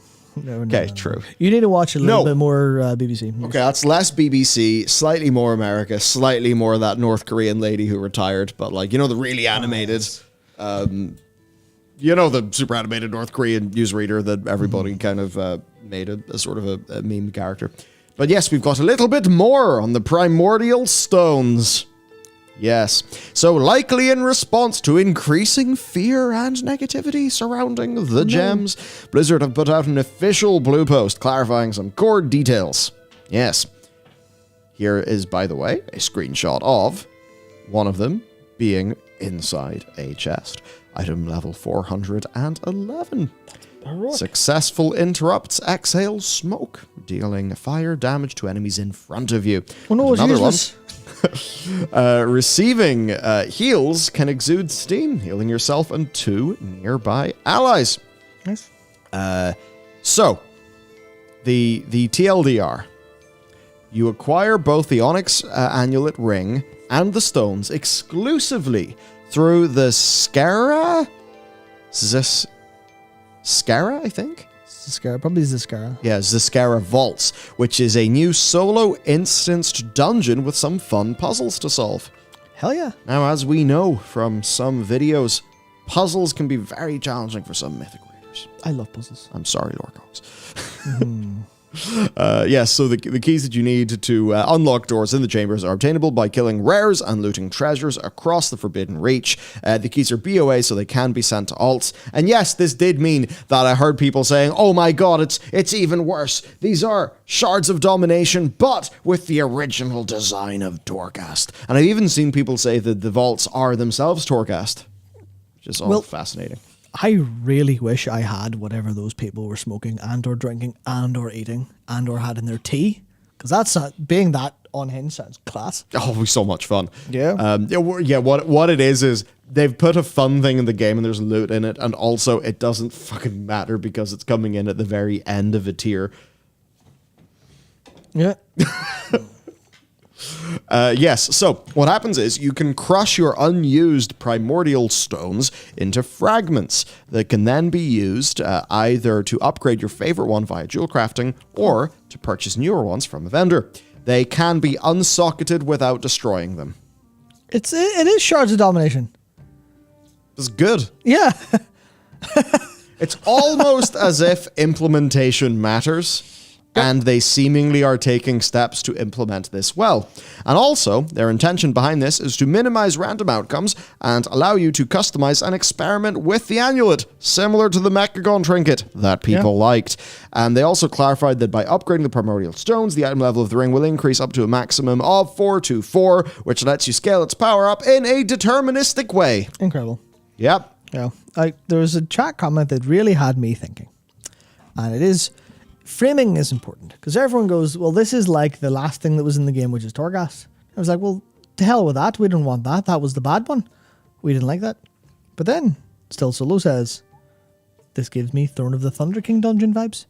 And you go, hell yeah. If Blizzard said, hey, we're trying a new thing, and it's kind of like, remember the Thunder King's Trove? Remember that? You like that? That was a good expansion, even though you didn't know it was a good expansion at the start, you ungrateful bastards. You didn't realize, oh yeah, now it's 10 years later, the expansion is one of the best ever made, which is, I knew at the time, so I'm right. But yeah, if they just said that, without all the back half there, people would have went, oh, it's like the good thing. Which I think Blizzard really need to put that into their, into their vocabulary, into their toolkit, is just... what does this look like? Do this like an internal marketing thing. What does this look like? These three things. Which of these three things do players like the most? That one. Okay, call it that one. Call it like that one. Everyone will go, sweet. Sound. Well, I've got it right. They need to take the replies to the Warcraft devs Twitter account. They need to use them as a training set for some sort of, chat GPT-like thing. Yeah. And then they need to, say, this is the description of our new gameplay feature. Mr. AI.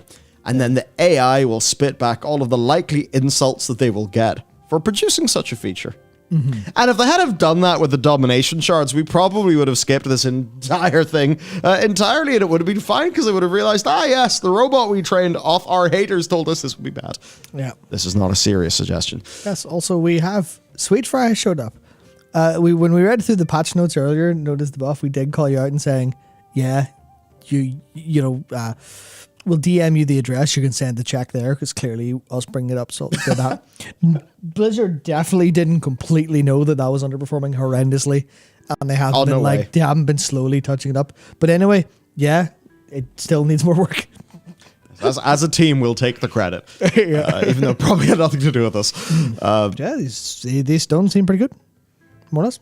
Absolutely. Yeah, and sometimes what makes something seem cool is a UI being there. So Peter Hughes saved the day again. Peter Hughes once again coming in, saving the day. He has an incredible. It was basically a thing, right, that turns your camera and it synchronizes your camera's turn speed with spinning crane kick.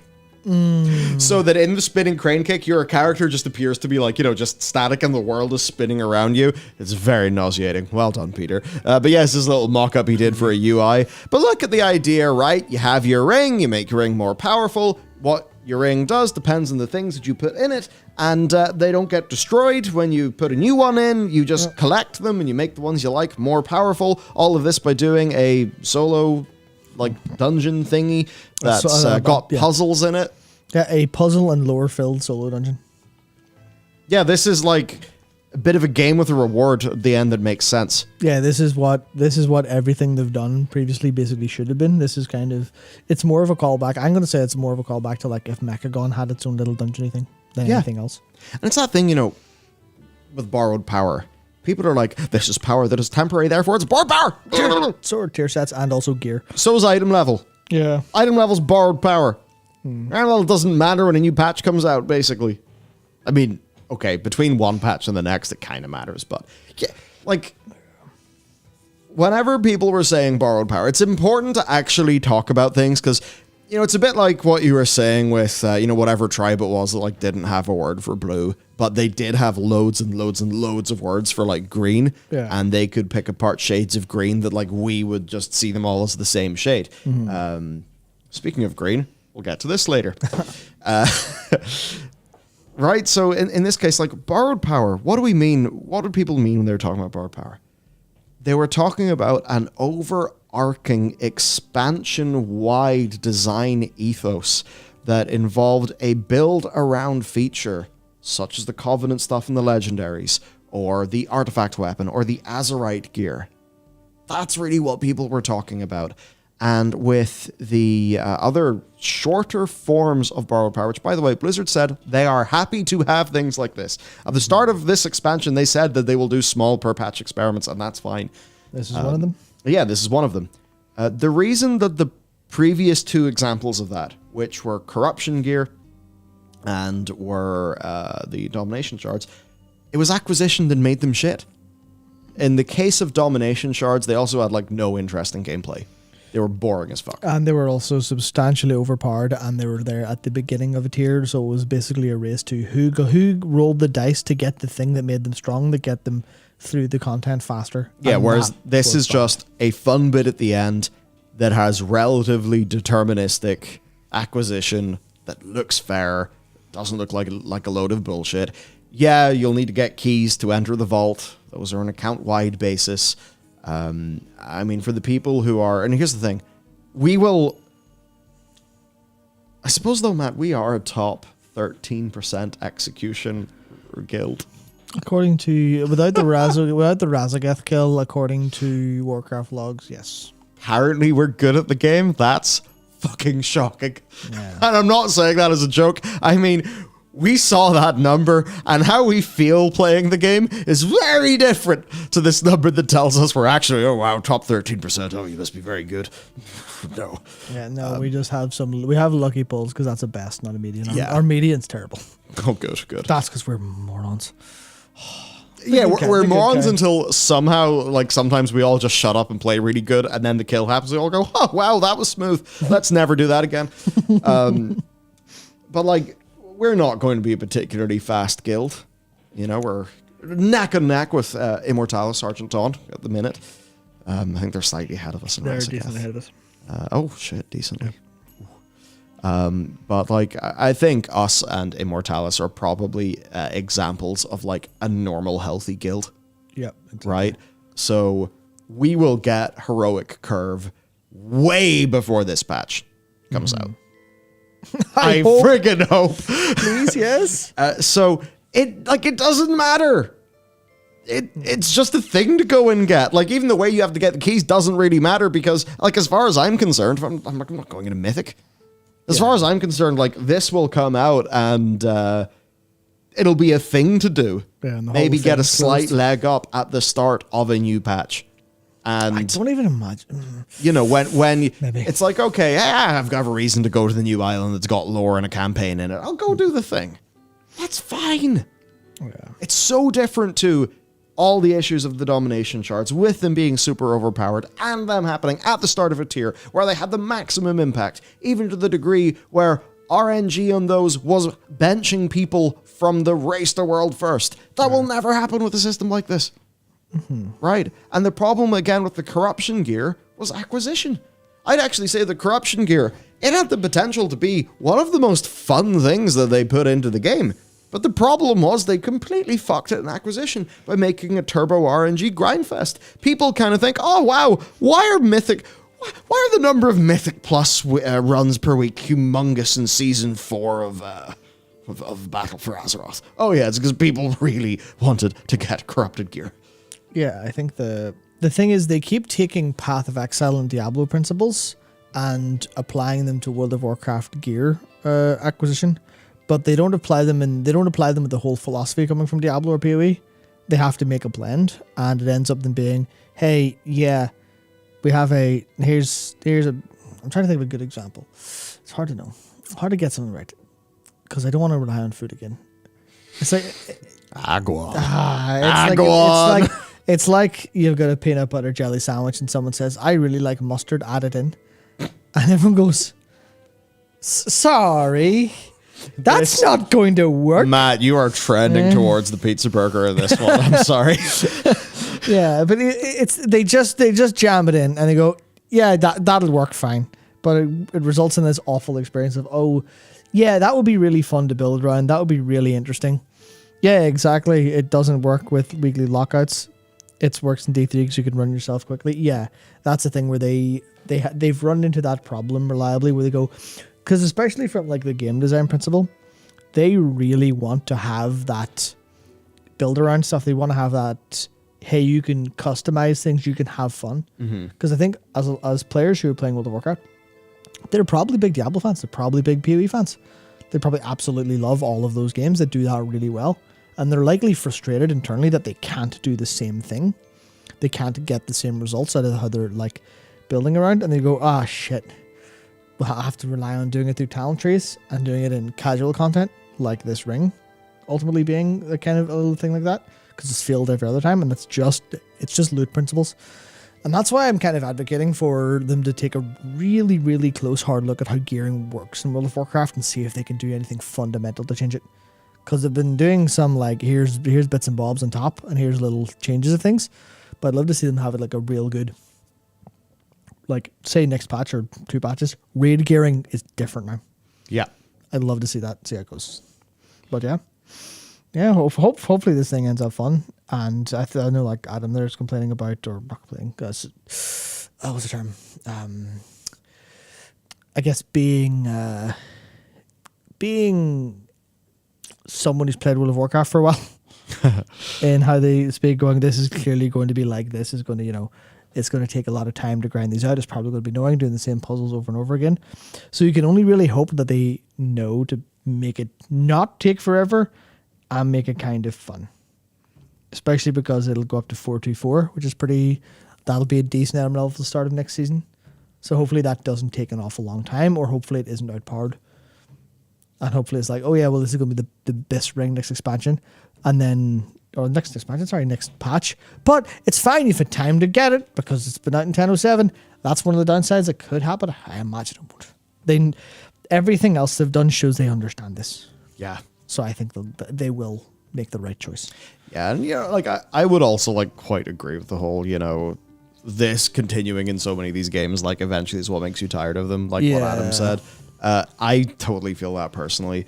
Yeah. For me, the way that they are done in games like Diablo, I don't like. But the idea of slowly building towards the thing in a game paced like World of Warcraft, I do like. So if they do it well in WoW, then something that, like, the fast-paced Diablo version I wouldn't enjoy, but the WoW version I actually probably would enjoy just because of the pacing that I know that I like. Yes. So yeah, there's that. And that's kind of like, news-wise, there is one more massive breaking story. The faction changes came to Wrath Classic, which I think is actually in line with, like, I think that service did come out in Wrath of the Lich King. I can't remember. I think so. That really seems like a 3.3 like thing. It feels like it, yeah. There is another thing, though.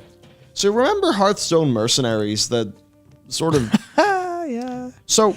Oh, Hearthstone. Wasn't it that Mercenaries seemed like Blizzard said, oh dear, we made Battlegrounds our auto-battler and it's fun, but there's no monetization directly tied into the gameplay loop, so we're making less money. And then they implemented Mercenaries with loads of expensive pre-order packs and stuff like that. And I think Mercenaries had like more gameplay tied into the monetization like Core Hearthstone has. Yep. Very much it. Yeah. It's being sunsetted a year after it came out. You don't get to play this clown shit on us.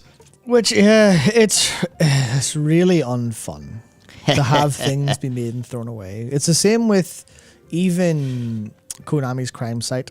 Oh, yes. Which is literally just anime Sherlock versus Watson. No, was it Sherlock versus Moriarty? I'm dumbass. Sherlock Holmes versus Moriarty Among Us clone for PC. And I was like, why did you make this? But it's gone like a year after release. You're like, yeah, but was it good? I don't know. Did anyone play it? No. 5. But did it deserve to exist because they made it? And it would be really cool to go back someday and go, what the hell were Konami doing in 2022 when they were doing everything possibly wrong? It's like, oh, this is cool. No, now it's been taken at the back. When I was saying 5, by the way, I wasn't joking. We brought up like the Steam charts for it, and yeah, the 24-hour peak was 5 players. Yeah.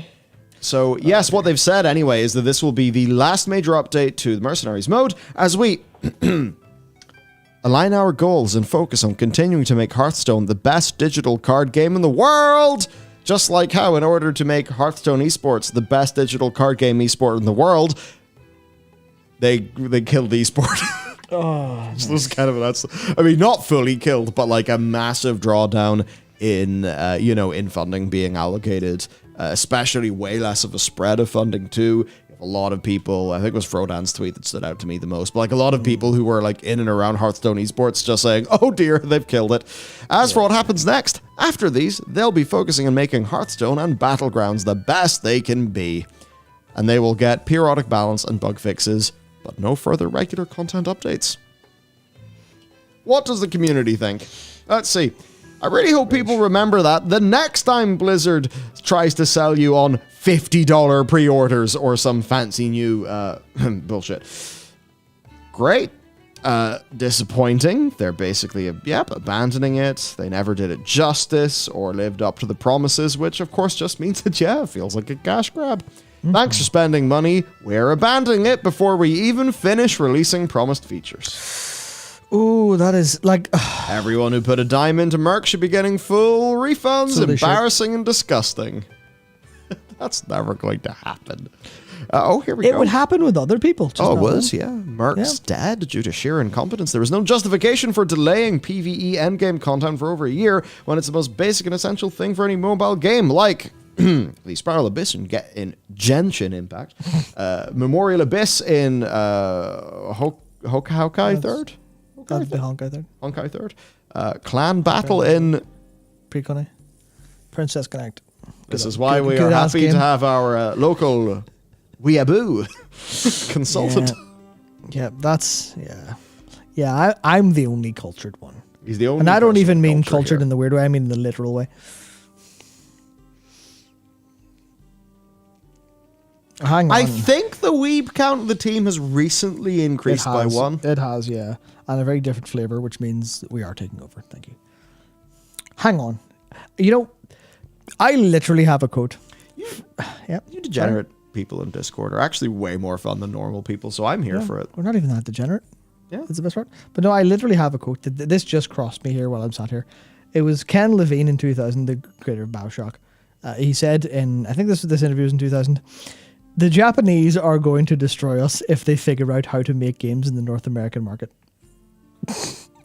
The one time Ken Levine was right. Oh dear. Yeah, but that's how it goes. You know, you hang out with the right people in Discord and suddenly you're talking about making a Judy Hopps emote. Yeah. Shocking, isn't it? Absolutely. Now, I suppose, speaking of that emote, we do have... Okay, sorry, I don't want to break myself. We do have sorry, this is exciting, Matt. This is a new feature in Hearthstone. I love features. We have 6 new mercenaries. We've got a little KT. But they killed the most. We've got a... Shut up! Shut up! Oh, there will be a total of 120 mercenaries to collect after this new 6. We also have dual-type mercenaries, like a High Elf Undead, and also factions. They're gaining faction allegiances. Look at all these new features for this dead mode. A mythic boss rush endgame mode system. Why? They're killing it. That's so sad. This is so weird, right? It's just like, yeah, this is our ongoing game, and now that we've finished the minimum feature set, it's dead. Do you know the funniest thing would be? If this ended up being super fun and people came back. That would be hilarious. Oh, I hope Activision Blizzard get launched into space. Yep, so it adds a ton of replayability, and because there's going to be no new updates, you're going to fucking need it. For people who love the PvE and are hungry to push their parties to the limits, it's a gauntlet of bosses with random elements where you can earn renown. Well, it's here as well. And push your mercs beyond the limits. A new boss rush. Boss rush? That's interesting. A new boss rush will unlock each day throughout the week until the weekly reset. It's like a bounty. Yes, I assume that means something. I mean, why give a shit? This is basically dead. Yeah, so you earn renown for each clear, with a bulk of rewards being granted after your first clear based on the difficulty of the run. You spend said renown to upgrade your mercenaries' abilities, equipment, treasures, and stats beyond maxed. You unlock this via a free upgrade to the travel point in-game. I don't know what any of these things mean. Yeah, that's because that's the part of it being a gacha game where it's just full of stuff. It's full of stuff, and then there's so much stuff you just kind of get confused. When you get so deep in, like all of the normal words in your brain get replaced by proper nouns, and then all you know is that's all you can have in your head, and that's all you become. You just become a person who does that. That's what it is. I think there's something very frustrating with this, and I hope Blizzard will learn this lesson. I hope everyone in the games industry will learn this lesson. This has just become basically a news video. But the Twin Tail comment says, I want Hearthstone to have a roguelike deck building single player mode like Slay the Spire or Inscription. See, what you don't understand, Twin Tail comment, is that that's hard, and that doesn't make as much money. So when people internally say, hey, we should make a Slay the Spire, because I bet you everyone on that team saw Slay the Spire, went, oh, they'd love to make can we some do video that, game? please? Yeah, we'll make a sick one because we're really good at making games. And we've been designers for years, and they were indies, and look what they did. Surely we'll do a version. And we have our IP behind it. It'll be sick. And then someone said, single player? Where's the monetization? And then they said, the monetization will come from, we will have a raft of happy players and they will be able to enjoy the video game, and more people enjoying the video game will raise the value of all of our brands and all of our IP, thus increasing more people bringing into Hearthstone saying, hey, I'll give that a try. And it may not be everyone, but people who can come in and play the single player mode will be able to get onboarded to Hearthstone in a very interesting way. And then the person said, then the person who was making the decisions woke up and said, sorry, I missed all that. Where's the monetization? No, never mind. We've make a live service instead. And everyone started crying. Even though, realistically, if they had just went and made this, if they just went and made a Slay the Spire or the Inscription, maybe it would have taken longer. Maybe it wouldn't have made as much immediate money. But it would have been good, and it would have been still alive, and it wouldn't have needed updated because it would have been a single player mode. And then everyone went, That's permanent value you've added to the Hearthstone brand, the Warcraft brand. Well done, it. Well done. Fantastic. But Woo! but the people Permanent who, brand value! yeah. PPV! Yeah, but the people who make these decisions are too dumb to think more than the next year. Well, why is their KPI not to increase the PPV? Sorry, no, KPIs are out. Sorry. Their OKR should be to increase the PPV of the brand. I'm going to be honest. If I were any form of analyst, I would immediately start seeding the PPV permanent brand value. Because I've just realized that's a brilliant idea. Hang on a second. Okay. Right, we gotta go. Business. Come on! We're going to business. Business time. Yeah. Bye. Yeah, I will stay here. Half the viewers are gone. Yeah, that's the thing. I've conducted the business. It was terrible. We lost a lot of money, and Matt, I've had to wind the company down. Fantastic. So just like Hearthstone Mercenaries. We are back. We are mercenaries now. Z-listers. Oh, fantastic. But yeah, no, I think that's a genuinely very good point. Comment. They should have just went for how do we make this game better forever? Yeah. But no, someone had to gotcha. Yeah, go fuck yourself. Gotcha. Nonsense. Oh, dire. Yeah, so I was looking at the mode, and what it seems to have been is like you have a party of dudes, and your party goes out, and each of them has got like 3 abilities, and it's like an auto battler, but you choose what abilities and how they work. Yeah. And then, they like auto battle, and people quite liked it overall. actually, that seems like a cool design. I guess for some people, it's just if there's any kind of gacha-like elements, or because there was the monetization being tied into it. But overall, that's unfortunate. I think the auto battling style of game is something that can be really successful. Yeah. I mean, Sure be. there is something that is inherently satisfying about setting them up and watching them do their thing, and to go even so far outside, but like look at Totally Accurate Battle Simulator, and then there's the more photorealistic one in Steam with like the way higher numbers. Like, I know that they are a very different form of auto battler, but what I'd say is like they tap into a very core human thing that's super satisfying. Yeah, funky stuff. And overall, that kind of does leave us really with there not being more news. We do have one small bit of what I'm going to call emerging content to cover. Oh my god. If you scroll back up to We've got some EC to increase our PDV. Let's go. If you scroll up to the news, there will be a WoW destroyed by unlikely source that will definitely get us demonetized if we're not very careful. It'll be fine to show, but however, we do have to limit what we're going to say to some degree because this is very good. Can I show the screen?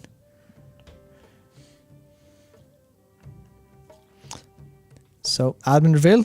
The game's been run by a load of Murlocs. Astroglide say PvP balancing. Makes sense now, actually. If you don't know what Astroglide is. It's a form of industrial lubricant. It's a bit like WD-40. Yes. Yes. Yes, definitely branded that way in all forms. 100%. That's that. So now that you're not showing my screen, I'm going to just see what their Twitter account looks like. Yeah, so basically I think someone forgot to log out of the brand account they were in, or they just wanted some engagement by dunking on a video game for some reason. But yeah, no, Astroglide says PvP balance is done by Murlocs, which is This is great. We make funny. lube for everybody. So that's fantastic. All the things. Yeah. Because that's the thing about WD-40. It's only made for hinges. Mm-hmm. But sometimes you need WD-40 for everywhere. Yeah. Oh, dearie me. Murlocs are bodies too. I don't want to think about that. Oh, no, it was clearly not them being logged into the account because the Murlocs themselves were covered in Astroglide all the time. Oh, yeah. Because they're all goopy. Yeah, they're goopy. That's why there's so many of them. Great brand endorsement. Oh, I mean, have you ever not thought, like, how many fucking Murlocs have we killed? There must be something to this Astroglide. yeah. Oh, Jesus. That's what Astroglide don't tell you. It's called the opposite of a spermicide. Oh, Donuts, a lube account would know about being shafted. Very good. Oh! Yeah, fair. Yeah. That's actually interesting. WD-40 stands for Water Dispersant 40 because they achieved the properties they wanted on the 40th attempt. That's good. That's some good general trivia, Krabby Patty. That's really good. You would win the chase. Very good. Oh, the chase. Very nice. Game show. We do have a member message from the Dragonite who said, by the way, guys, did you hear about the D&D community kicking the butt of Wizards? Yes, we actually, we didn't get around to covering that in an update video. They basically, it seemed to me that they were kind of, being like, here's version 1.1, we put it out for community feedback. And basically at the end of the process, they were just beaten into it being fully open source. Yep, brilliant.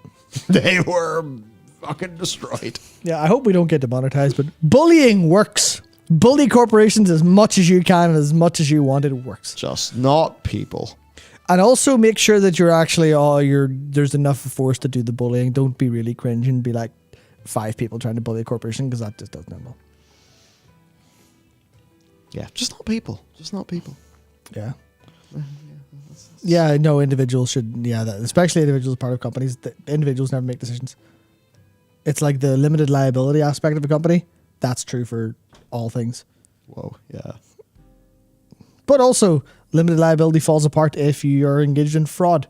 So maybe it goes both ways. Maybe, Shit. Maybe your moral liability also goes away if you're engaged in fraud. And are video games fraud? Maybe. I mean, it really did seem like Hasbro just wanted, fucking it just seemed they wanted to change the deal and make all the money. Yeah. Yeah. And everyone said, no.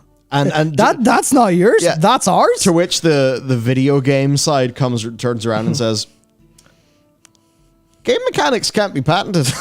Yeah, everyone goes, shit. Fire that lawyer who told us it's fine. It's good. Sorry, everyone. It's fine. Yeah. Please give us money. Anything. We do have from PBLGGZZ, who said, it's okay to make fewer worse games if you're doing it to keep the pretext of growth to appease investors who don't know or care about games. There you go. I don't want to say the notion of a publicly traded company might be corrupting the entirety of society, but... Yeah, you see, that is the thing. Like, a privately held company, it's like, okay, if you're the boss, you and your stakeholders get to make the decision. Yeah. If somebody says, Tim Sweeney, you must do the bad, Tim Sweeney can say, no, I will not do the bad. I am Tim Sweeney. And also he will... I don't know why he now ends his sentences with, I am Tim Sweeney. He will just say, sorry, I have to get back to tweeting about really interesting and very specific and niche parts of really core programming stuff. So I have to get back to that. I am also making all the money in the universe with Fortnite. It's very... So he's not called Tim Sweeney, he's called Tim Fortnite. Yeah, I forgot the naming schema for popular Tims. Honestly, I love that. That's there in video game discourse en masse. That has become, you call someone by you call someone first name, video game they're from. So as an example, from Forspoken, Frey Holland is no longer Frey Holland. She is called Frey Forspoken. And there's some games that is unbelievably good.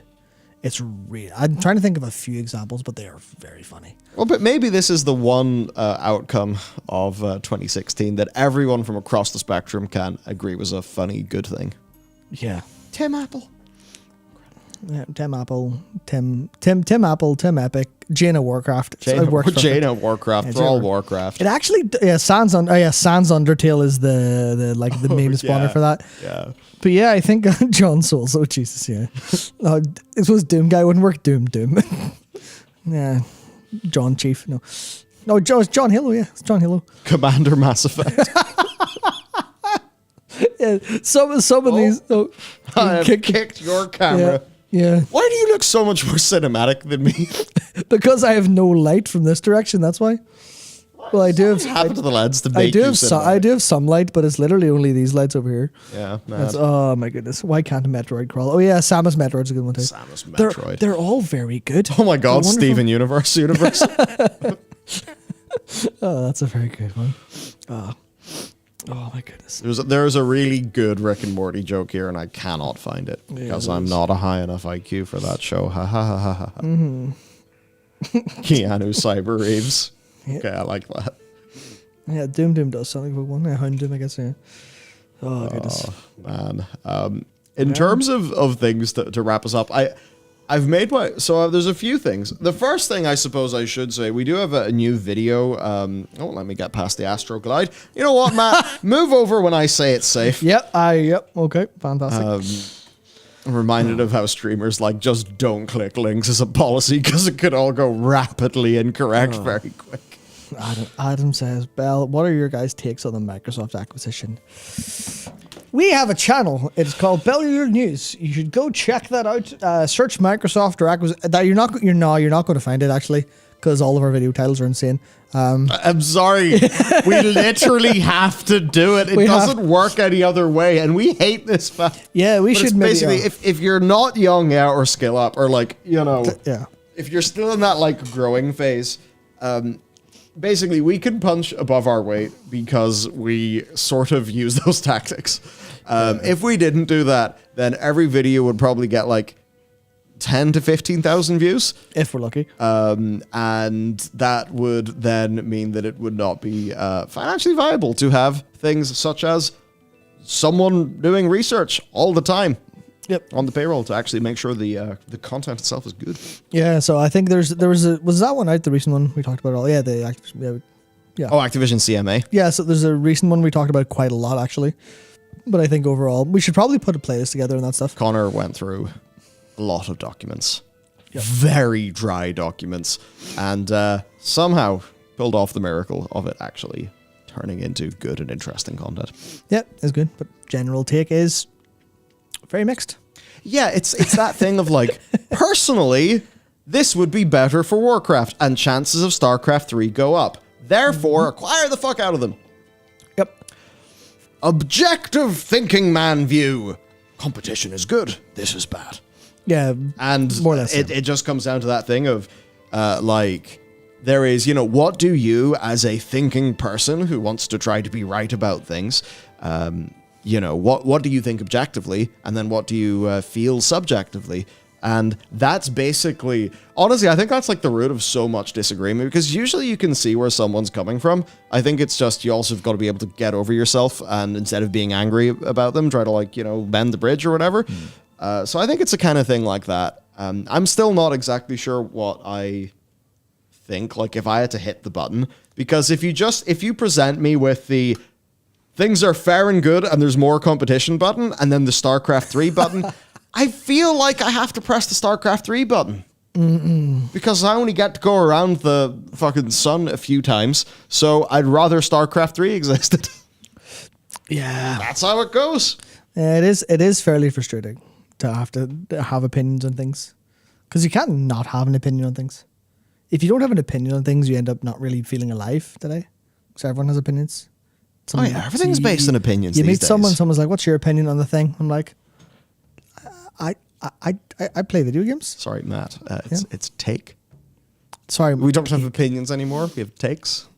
What's your take? Well, I have a lot of opinions, but not many takes. Oh, I think we said something like this, or I can't remember in some context on stream where it was a whole big thing where like, yeah, the point is everyone has takes now instead of opinions. When people had opinions, it was like, that's an interesting opinion. You're allowed to have that. It was like, your take is shit. Go to hell. Fuck off with your university challenge shit. This is a world of YouTuber boxing and TikTok. To be fair, as someone who's liked watching boxing for a long time, I actually think chess boxing and smash boxing are very cool. The idea of playing chess or smash after literally punching someone in the head or being punched dead is great. Now, StarCraft boxing would be a fatal. It would be a 100% fatality sport. That's the thing that's great about it. I don't know if you watched it, but the point is literally like you do a round of boxing and then a round of the other thing, and then your points right up at the end. So if you can like checkmate someone in chess to win, or you can knock them out in the next round. Either or. It's very funny. So StarCraft version of that would be amazing. Like a honestly. New level of strategy. Whoa. Yeah. So I guess that's our opinion on it. Yeah. The opinion is it's very mixed. Make up your own mind based on what you want. It's probably bad, but there's good things. Yeah. Did you hear about the guy who cheated at chess using a butt plug? Is the butt plug bit confirmed? I think that's a theory. I think that was a theory that everyone immediately confirmed as fact in their own head, and then said the amount of posting that anyone has to do to say no, it wasn't a butt plug. Actually, no, you would need like global PSAs if anyone believe it. I think they've said things about like a lot of the statistics on his like chess.com account and stuff were suspicious, and but then he's countersuing, so it is a whole, or suing anyway for like damages. It's like a whole very dramatic thing. It is insane that I've forgotten his name. Big chess man. That like he's so good at chess that people have got to like run the probability of him being defeated. Like, no, this couldn't happen. Magnus Carlsen's like, nope. The Carlsen chess robot is too good. This wouldn't happen. This is crazy. A few YouTubers made devices capable. I can think of what YouTubers did that. They're good. I can't wait for. Is it Michael Reeves? I think it was Makes things. Yeah.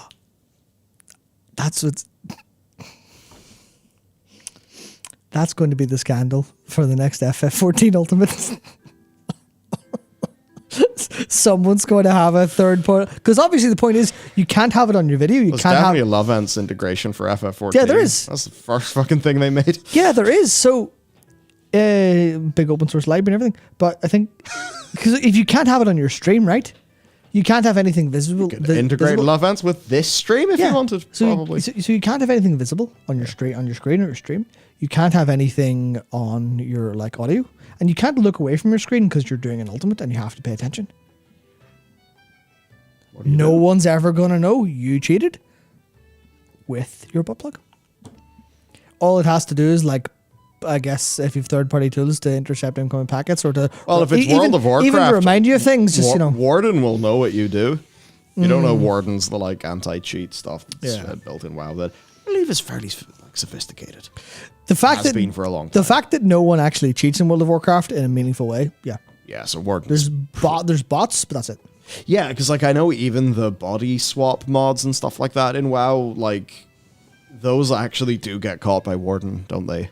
Yeah, like Warden good.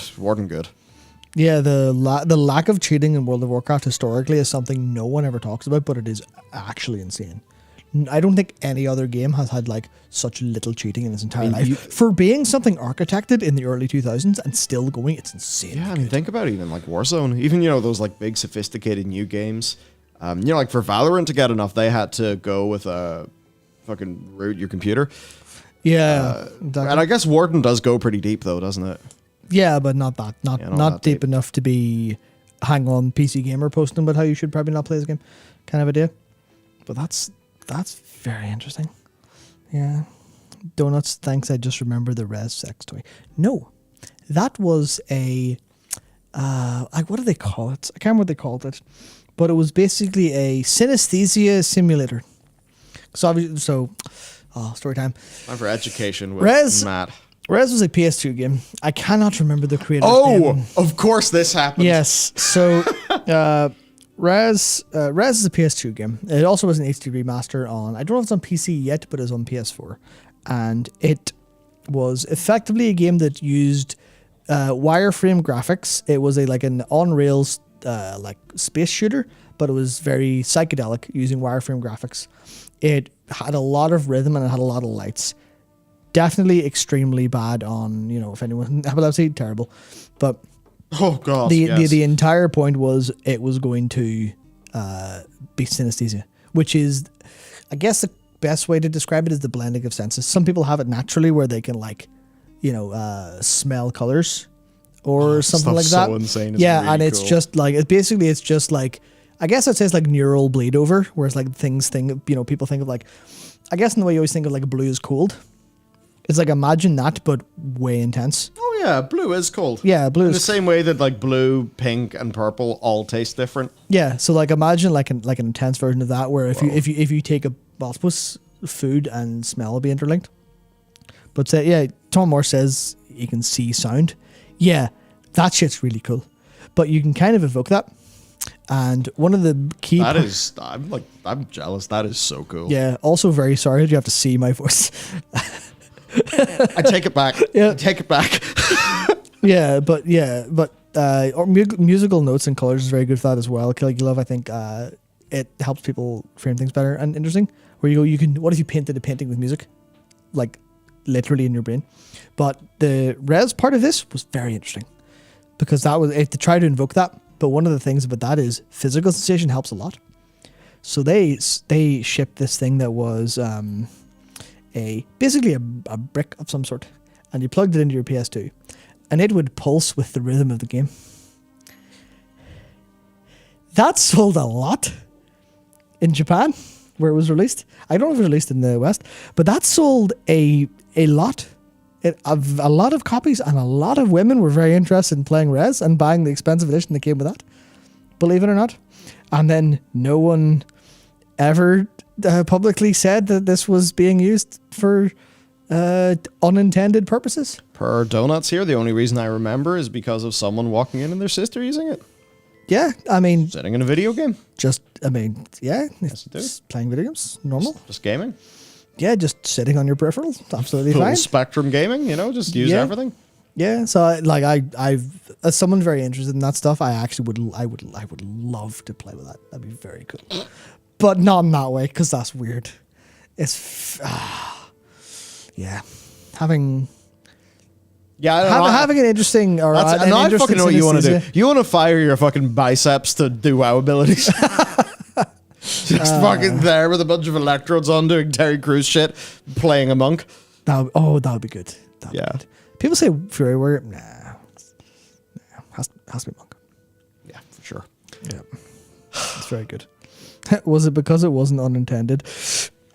I'm sure at some point during manufacturing someone said, hello, are we sure this is a good idea? What the fuck is there is a slight chance that this might be used for other reasons. And then whoever said that was probably taking the side and going, listen, shut up. Listen. No one's going to buy this game unless we do this. But I think I don't think it didn't sell extremely well. It was just like, this is very very interesting. Oh, the 360 port lets you use a second controller for the functionality. That's actually crazy. I know it's even called the trance vibrator. Yeah. It's called the trance vibrator, really? Yeah, of course it is. Because it vibrates and puts you into a trance. Oh, yes. What kind of trance? Yeah. Yes. Are you okay? It is a USB attachment. I believe the proper way to use Why don't you just put it into your pocket? Or under your feet. Yep. I'm sure in some cases people have been known to put this on their fetus thing. And depending on which form you're... He didn't say Yes. put it on their fetus thing. I just scroll happened forward, to yeah. scroll the video to somewhere else. Yeah, it's very cool. Incredible. Wow. Innovation. Yep. There we go. Yeah, why did that come up? I can't remember. It was because of the love ents. Oh yes, it was the chess cheating. Do you ever just have like a series of tangents? You trace it back and go, "What the hell?" You're like, "How the fuck did I get here?" Yeah. Oh shit. Yeah, I went from boxing to res. Yeah, boxing to res. We can do anything. Yeah. Yeah. Res boxing. So in terms of things, I do have something special. I actually have an advanced copy of the Dragonflight lore book. of the Dragonflight lore book. Yeah.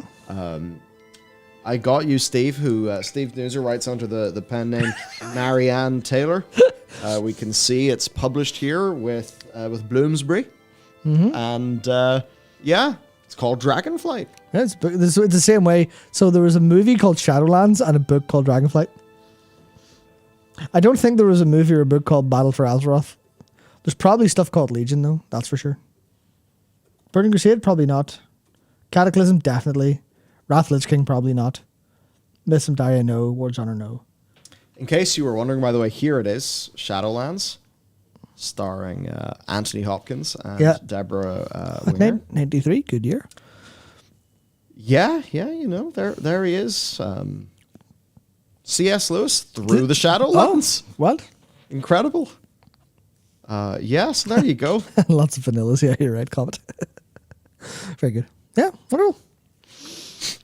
Was there any insights from the book that will astound us in terms of new lore, or have you not read it yet?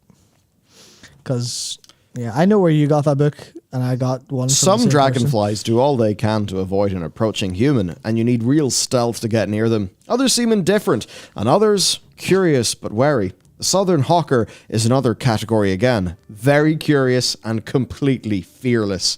With its breathtaking aerial ability, there's little for it to fear. It could fly rings around any human, and that is what it did to me. It buzzed me head height, wings a blur, and the graceful length of black-green spotted body perfectly balanced in between them, giving me a snapshot view as it passed by my eyes just a few centimeters away. I was just waiting in fear for that to turn like R-rated. Jesus, that's a lot of detail put into these dragonflies. Yes, the next day things were a little brighter. We decided to spend a morning at Tulloch Moor, a open boggy moorland just a few miles away that was rumored to harbor one of our bonus dragonfly species, the white-faced darter. This pretty little dragon is rather rare in northern England, but widespread in the Scottish Highlands. So this whole book appears to be a novelization of course, Marianne Taylor, which is the pen name of Steve Denuser. The various different adventures in the English wetlands. So yeah, Steve Denuser is a freelance writer, illustrator, photographer, and editor. He is interested in history from a very early age, and yeah. I see everyone else was on the same page as me in terms of where they thought this was going. I'm glad that wasn't just me being weird. Thanks for reaffirming that we're all actually weird. All the way we inspected the open water for insect activity, Wetlands lore. but there was none. So where were these damselflies? After our original failed trip, I had checked and retracked the whereabouts of Silver Stream, both to the species we hoped to see, and felt as sure as I could be that we were in just the right place. Just the right place.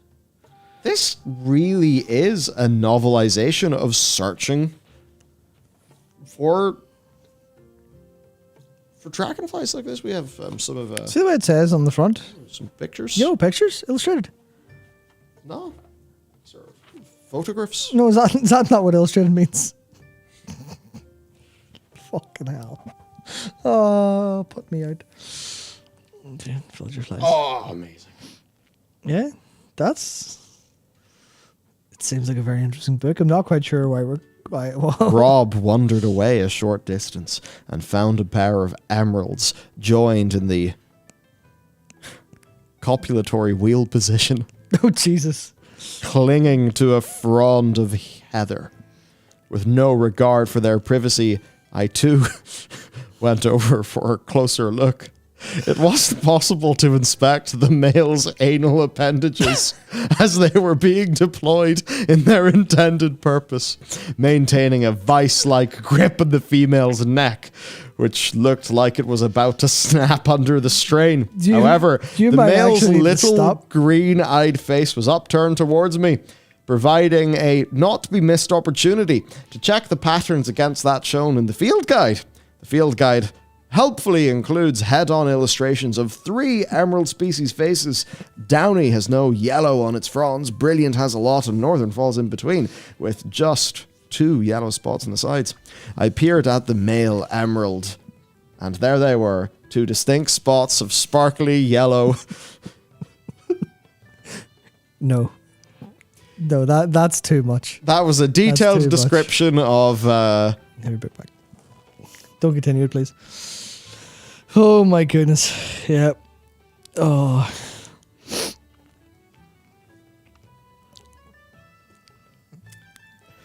Emerald spent about an hour in Cop, Oh, during Jesus which they Christ, appear in to be Cop. sitting still and quiet. The female, her neck bent forward in an uncomfortable-looking position, was hanging on to the male's abdomen with all 6 feet. The bases of the male's hind wings are cut away slightly to make this possible. Hang on, 6 feet, hang on. Her own abdomen was curved forward so the tip of her body could make contact with the underside of the male's second abdominal segment. What was going on at the point where their two bodies met could not be seen, but I have it on good authority that the male would be using his dragonfly equivalent of a penis to push any previous male sperm out of the way before depositing his own. This is too much. That's actually... Who says romance is dead? That's explicit. That's what's written here. Who says romance is dead? Yeah, so someone asked earlier, I think it was Adam T, said, is this lady attracted to dragonflies? I have a funny feeling she might be. Yeah. Ben Given, you know who you are. You've created stream content. Yeah, you've... all of the random pages that I opened this up on, it was the fucking sex scene from the... Yeah. Damn, Steve. Yeah. Damn, Steve, you stallion. Yeah. Toddy Whiskers is going to release a similar book. Oh, dear goodness. Right. Honestly, that would... It might tank the permanent brand value, the PBV, as we've earlier discussed. No way. But I have a funny feeling that would probably print a bit of money. I mean, this appeals to people like you, Matt. This chapter is called The Vagrant Emperor. Vagrant Story is a good game when you play it. That sounds like some JRPG shit. Jesus Christ. Right? Oh, this is Mary, incredible. Mother of God. Very good. Yeah, that actually is some 50 Shades kind of stuff. Like, yeah. That's jokes on you. There's a sex scene at every page. I hope that's true. That was gold. Yeah, that's a good point. Is this going to get demonetized for content or for IP violation? Yeah, that's that. I mean, this is like proto-React content. Story time, Michael. Reading books. Reading books slowly but surely. Alielda just ordered the book. Look at that. Affiliate code? No, we don't have one. There we go. We've delivered a sale. Incredible. So Marianne Taylor, definitely a pen name for Steve Denuser because when was this published? Their producers like, great job, guys. Yeah, we have a producer. Yeah, no, that's why we are allowed to be unhinged. There's no guardrails on this. This is the equivalent of a bowling alley with no guardrails and a bunch of 5-year-olds trying to throw the balls. Can't quite tell. Goes a wee bit wrong. I'm going to assume in and around 2014. So basically, Dragonflight was planned since Legion, as we can see by the inclusion of Neltharion's lair. Fantastic. Which is directly inspired from the English moorlands. Fantastic. Hang on, Neltharion's lair inspired by the moorlands. What do you think England looks like? It's all on fire. Fantastic. Brilliant. Oh dear. Well, we've peaked. Peaked, evidently. Yeah, as did Emerald. Oh dear. So as for things, we do have a music release. Yeah, it's not the sort of thing we normally do, having music releases. Yeah, probably should have done that before we destroyed YouTube, told us to go away. But yes. We have Chill Beats to Freeze To. Do you get it? But yes, we have our ambient mix of an hour of video game music. Yeah. It was very fun. It's very good. We had some nice animations be created for our little... Look at them. So... 2D animation is extremely satisfying, even if it is 2 hair tufts from Mr. Templeton. Yeah, 2 hair tufts that you have got like the whole you can tell when an object in an animation is going to be used because it looks so different to everything else. I can see, that's the anime hair versus the rest. I used to love that when I was like watching old cartoons. And just saying you're watching like Ed, Ed, Eddie, you can see which thing that like Ed's going to smash through because it was different. You're like, oh yeah, I see what's going to happen here. Or watching Tom and Jerry and it's like, oh, that thing's going to be dropped on Tom. I know why. It's great. So yes, if you want to check out an hour of game music, for some reason YouTube chapters don't work, but all the timestamps are here. They should work. Yeah, there you can see now they should work. But yes, we will drop the link to there. I do have a final thing to say on the Patreon stuff. Problems fixed as of today. Big. Thank So it turned out we were all worrying about the bundle upload CSV. The bundle upload CSV, Matt, turns out it was not the problem. Turns out whenever the bundles are being made, because we're sending multiple items, right? So it has to be a bundle of individual listings. Whenever we created the bundle, unbeknownst to us, it was inserting in a hidden listing that didn't exist.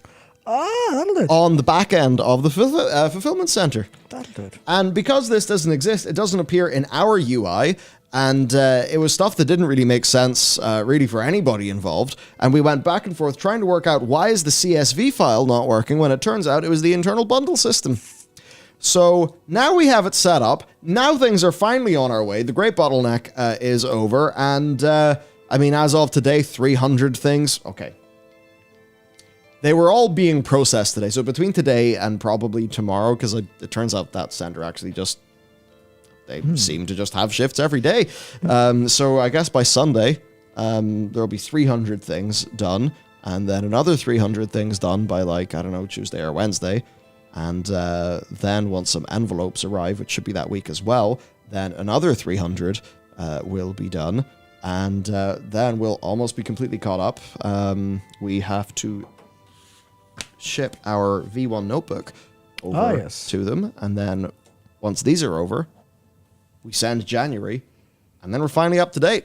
And we've got it set up. Yeah. We've direct line to their support. So anytime we make a bundle, we can get the bundle fixed with them. And they are very fast in their response time, which I actually very much do appreciate. They're really...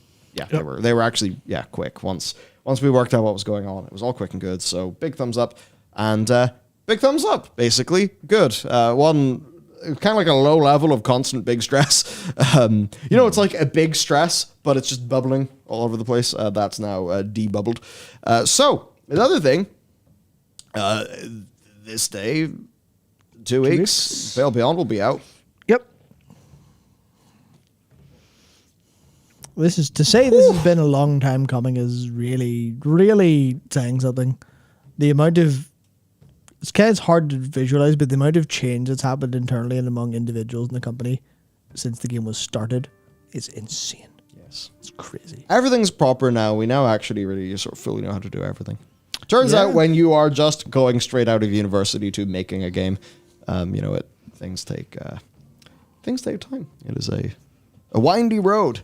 And kind of in a situation where, if you had like, who's a big YouTuber who'll have YouTuber money? Basically, we don't have YouTuber money, right? Like, in terms of like, it's pretty much just that. We don't have YouTuber money. When people say YouTuber money and they're like, oh, you make like there's 10 million a year coming in. No, it's absolutely nothing anywhere nearly like that. Which means we just have to do things, slow and actually do them properly instead of, the way there's like, was a Dr. Disrespect. That's the one. Yeah. Where he can just like, hello, I am the doc and here's a games company. 50 professionals in it. Whereas we're like, hello, band of students, let's try to do this and figure it out as we go. And we have, the game comes out in 2 weeks, which is insane. I'm happy with things. Mock reviews, really good. People's sentiment based on the demo is really, really good. I'm actually feeling pretty confident about it. There's one or two big reviewers that I know are reviewing it, and that does fundamentally terrify the pants off me. Bigly. But it's not like I'm not happy with, you've hit my camera again. Yeah, fantastic. Like, I am very happy with the quality of things. Absolutely. It's just like, I guess it's all just a bit surreal. The gif of your man being executed and he's like, first time. Oh, yeah. Yeah, it's good. Yeah. I imagine that's what another game developer like pre-launch would kind of say in this position if they've already got a few under their belt. Yeah, it's interesting because we release things all the time out into the public sphere, but a lot of them are like, hey, it's taken us at most a week to do this. You're like, well, that's not an awful... like 2, but yeah. Yeah, it's like, that's not an awful long time in the grand scheme of things. Versus something that's like, yeah, this is... Obviously, it's been tested. It's been tested a lot. Oh, yeah, lots of opinion, lots of like back and forth, lots of like actual like. It's not like no one's looked at it, but it is just like this has been a long time. We've like, invested a bunch of money, like literally right now, in a final testing wave. Yeah. I won't because it's inter-company stuff. I won't talk about it much, but Yeah. like we have our own internal full-time QA. There is the external QA with our publisher, and then there's also people that we know that we actually shared an office with when they were. I mean, they still technically are a startup, I guess, but with them, and they're kind of like a really good kind of like self-service like platform's really sweet. We're doing another round of testing with them just so we can be sure that like no bug like sort of slips in at the end. Like I'm sure there will be the odd bug. It's usually like that. It's really hard to test. It's like literally millions and millions and millions and millions and millions of different possibilities. When you think about all of the different things that can be different, which is why games just end up having bugs. But in terms of like big major things that will actually be a real problem, there's nothing that we can find. Certainly, if we found something, we would either fix it or delay the game till it's fixed. But as it stands, nothing. So feeling good about that. And hopefully, if there is anything weird that fixing some bugs has caused, we should be able to catch that in this final sort of pre-launch little testing wave. But it's really exciting. It's crazy. The whole thing's insane. But yeah, I mean, man, it's happening. Yeah, it's happening. You can tell how nervous he is by the amount of times he's saying it's happening. Yeah. Yeah, I mean, it's just weird, right? It's exciting is what it is. Yeah, it's like you get used to something that's always on the horizon, and suddenly it's like, oh shit, I'm here. How'd that happen? Yeah, it makes you think about the passage of time. Sure does. Whew, yeah, so, hey, Pale Beyond. Oh my god, 2 weeks. Yeah, 2 weeks. And then it'll be a very, very interesting period of time after that. It will be. There's a lot that could possibly happen. And I just want to be sure I know what we're able to do before I talk about what I want to do. Yep. But certainly, big and cool. Big and cool. I don't mean big as in needlessly big. I mean just like big, cool things. Let's do big, cool things. Yeah. And there's a lot of ideas we have for big, cool things. And those things will happen. There's just a few different pathways to getting to that. And once I know what way we're going to get to doing the big, cool things, I'll tell you about it, and it'll be cool. So, yeah. Oh, man. Yeah. Yeah, I guess you can check out the trailer over in the studios page. You can wishlist the game over in Steam. And if you head over to the studio page as well, that is where the Chill Beats to Freeze 2 Yeah, the resides. link to the music is currently pinned in the chat. If you want to click that and save that for after the stream, you can listen to the rest of the evening. Yeah, you can. It's very good. Soak in some of those vibes. Yes. Which, yeah. Man. Yeah, but I think beyond that is unless something appears out of the woodwork, I think that's us for today. Largely speaking. Yeah, got a little bit of R&R, and then we have a big shoot Monday. Yeah. Because I guess this is not really leaking a thing, because I did tweet about it. So you did. We are shooting content about making the game, and we're kind of doing it as like an actual proper shoot. Our call time, Matt, is 10. Well, yeah, our call time's 10 a.m. That'll be fun. Where is... Yes. We dragged all the cameras out into the room that you guys normally don't see. And I like how you could have brought that up on your laptop. You brought it before instead.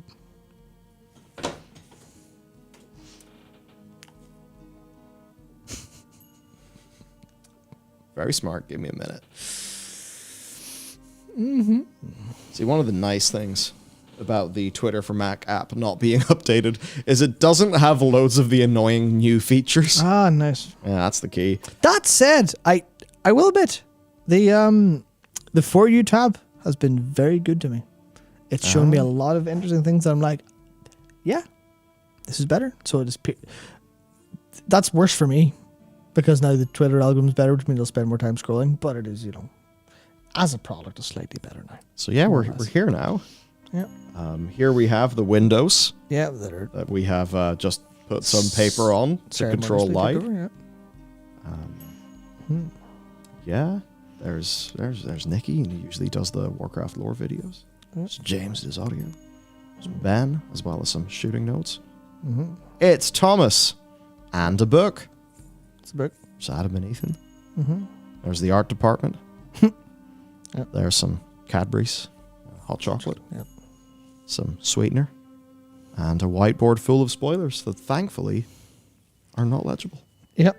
That would be pretty bad. Just, spoil the game. Yeah, whoopsies.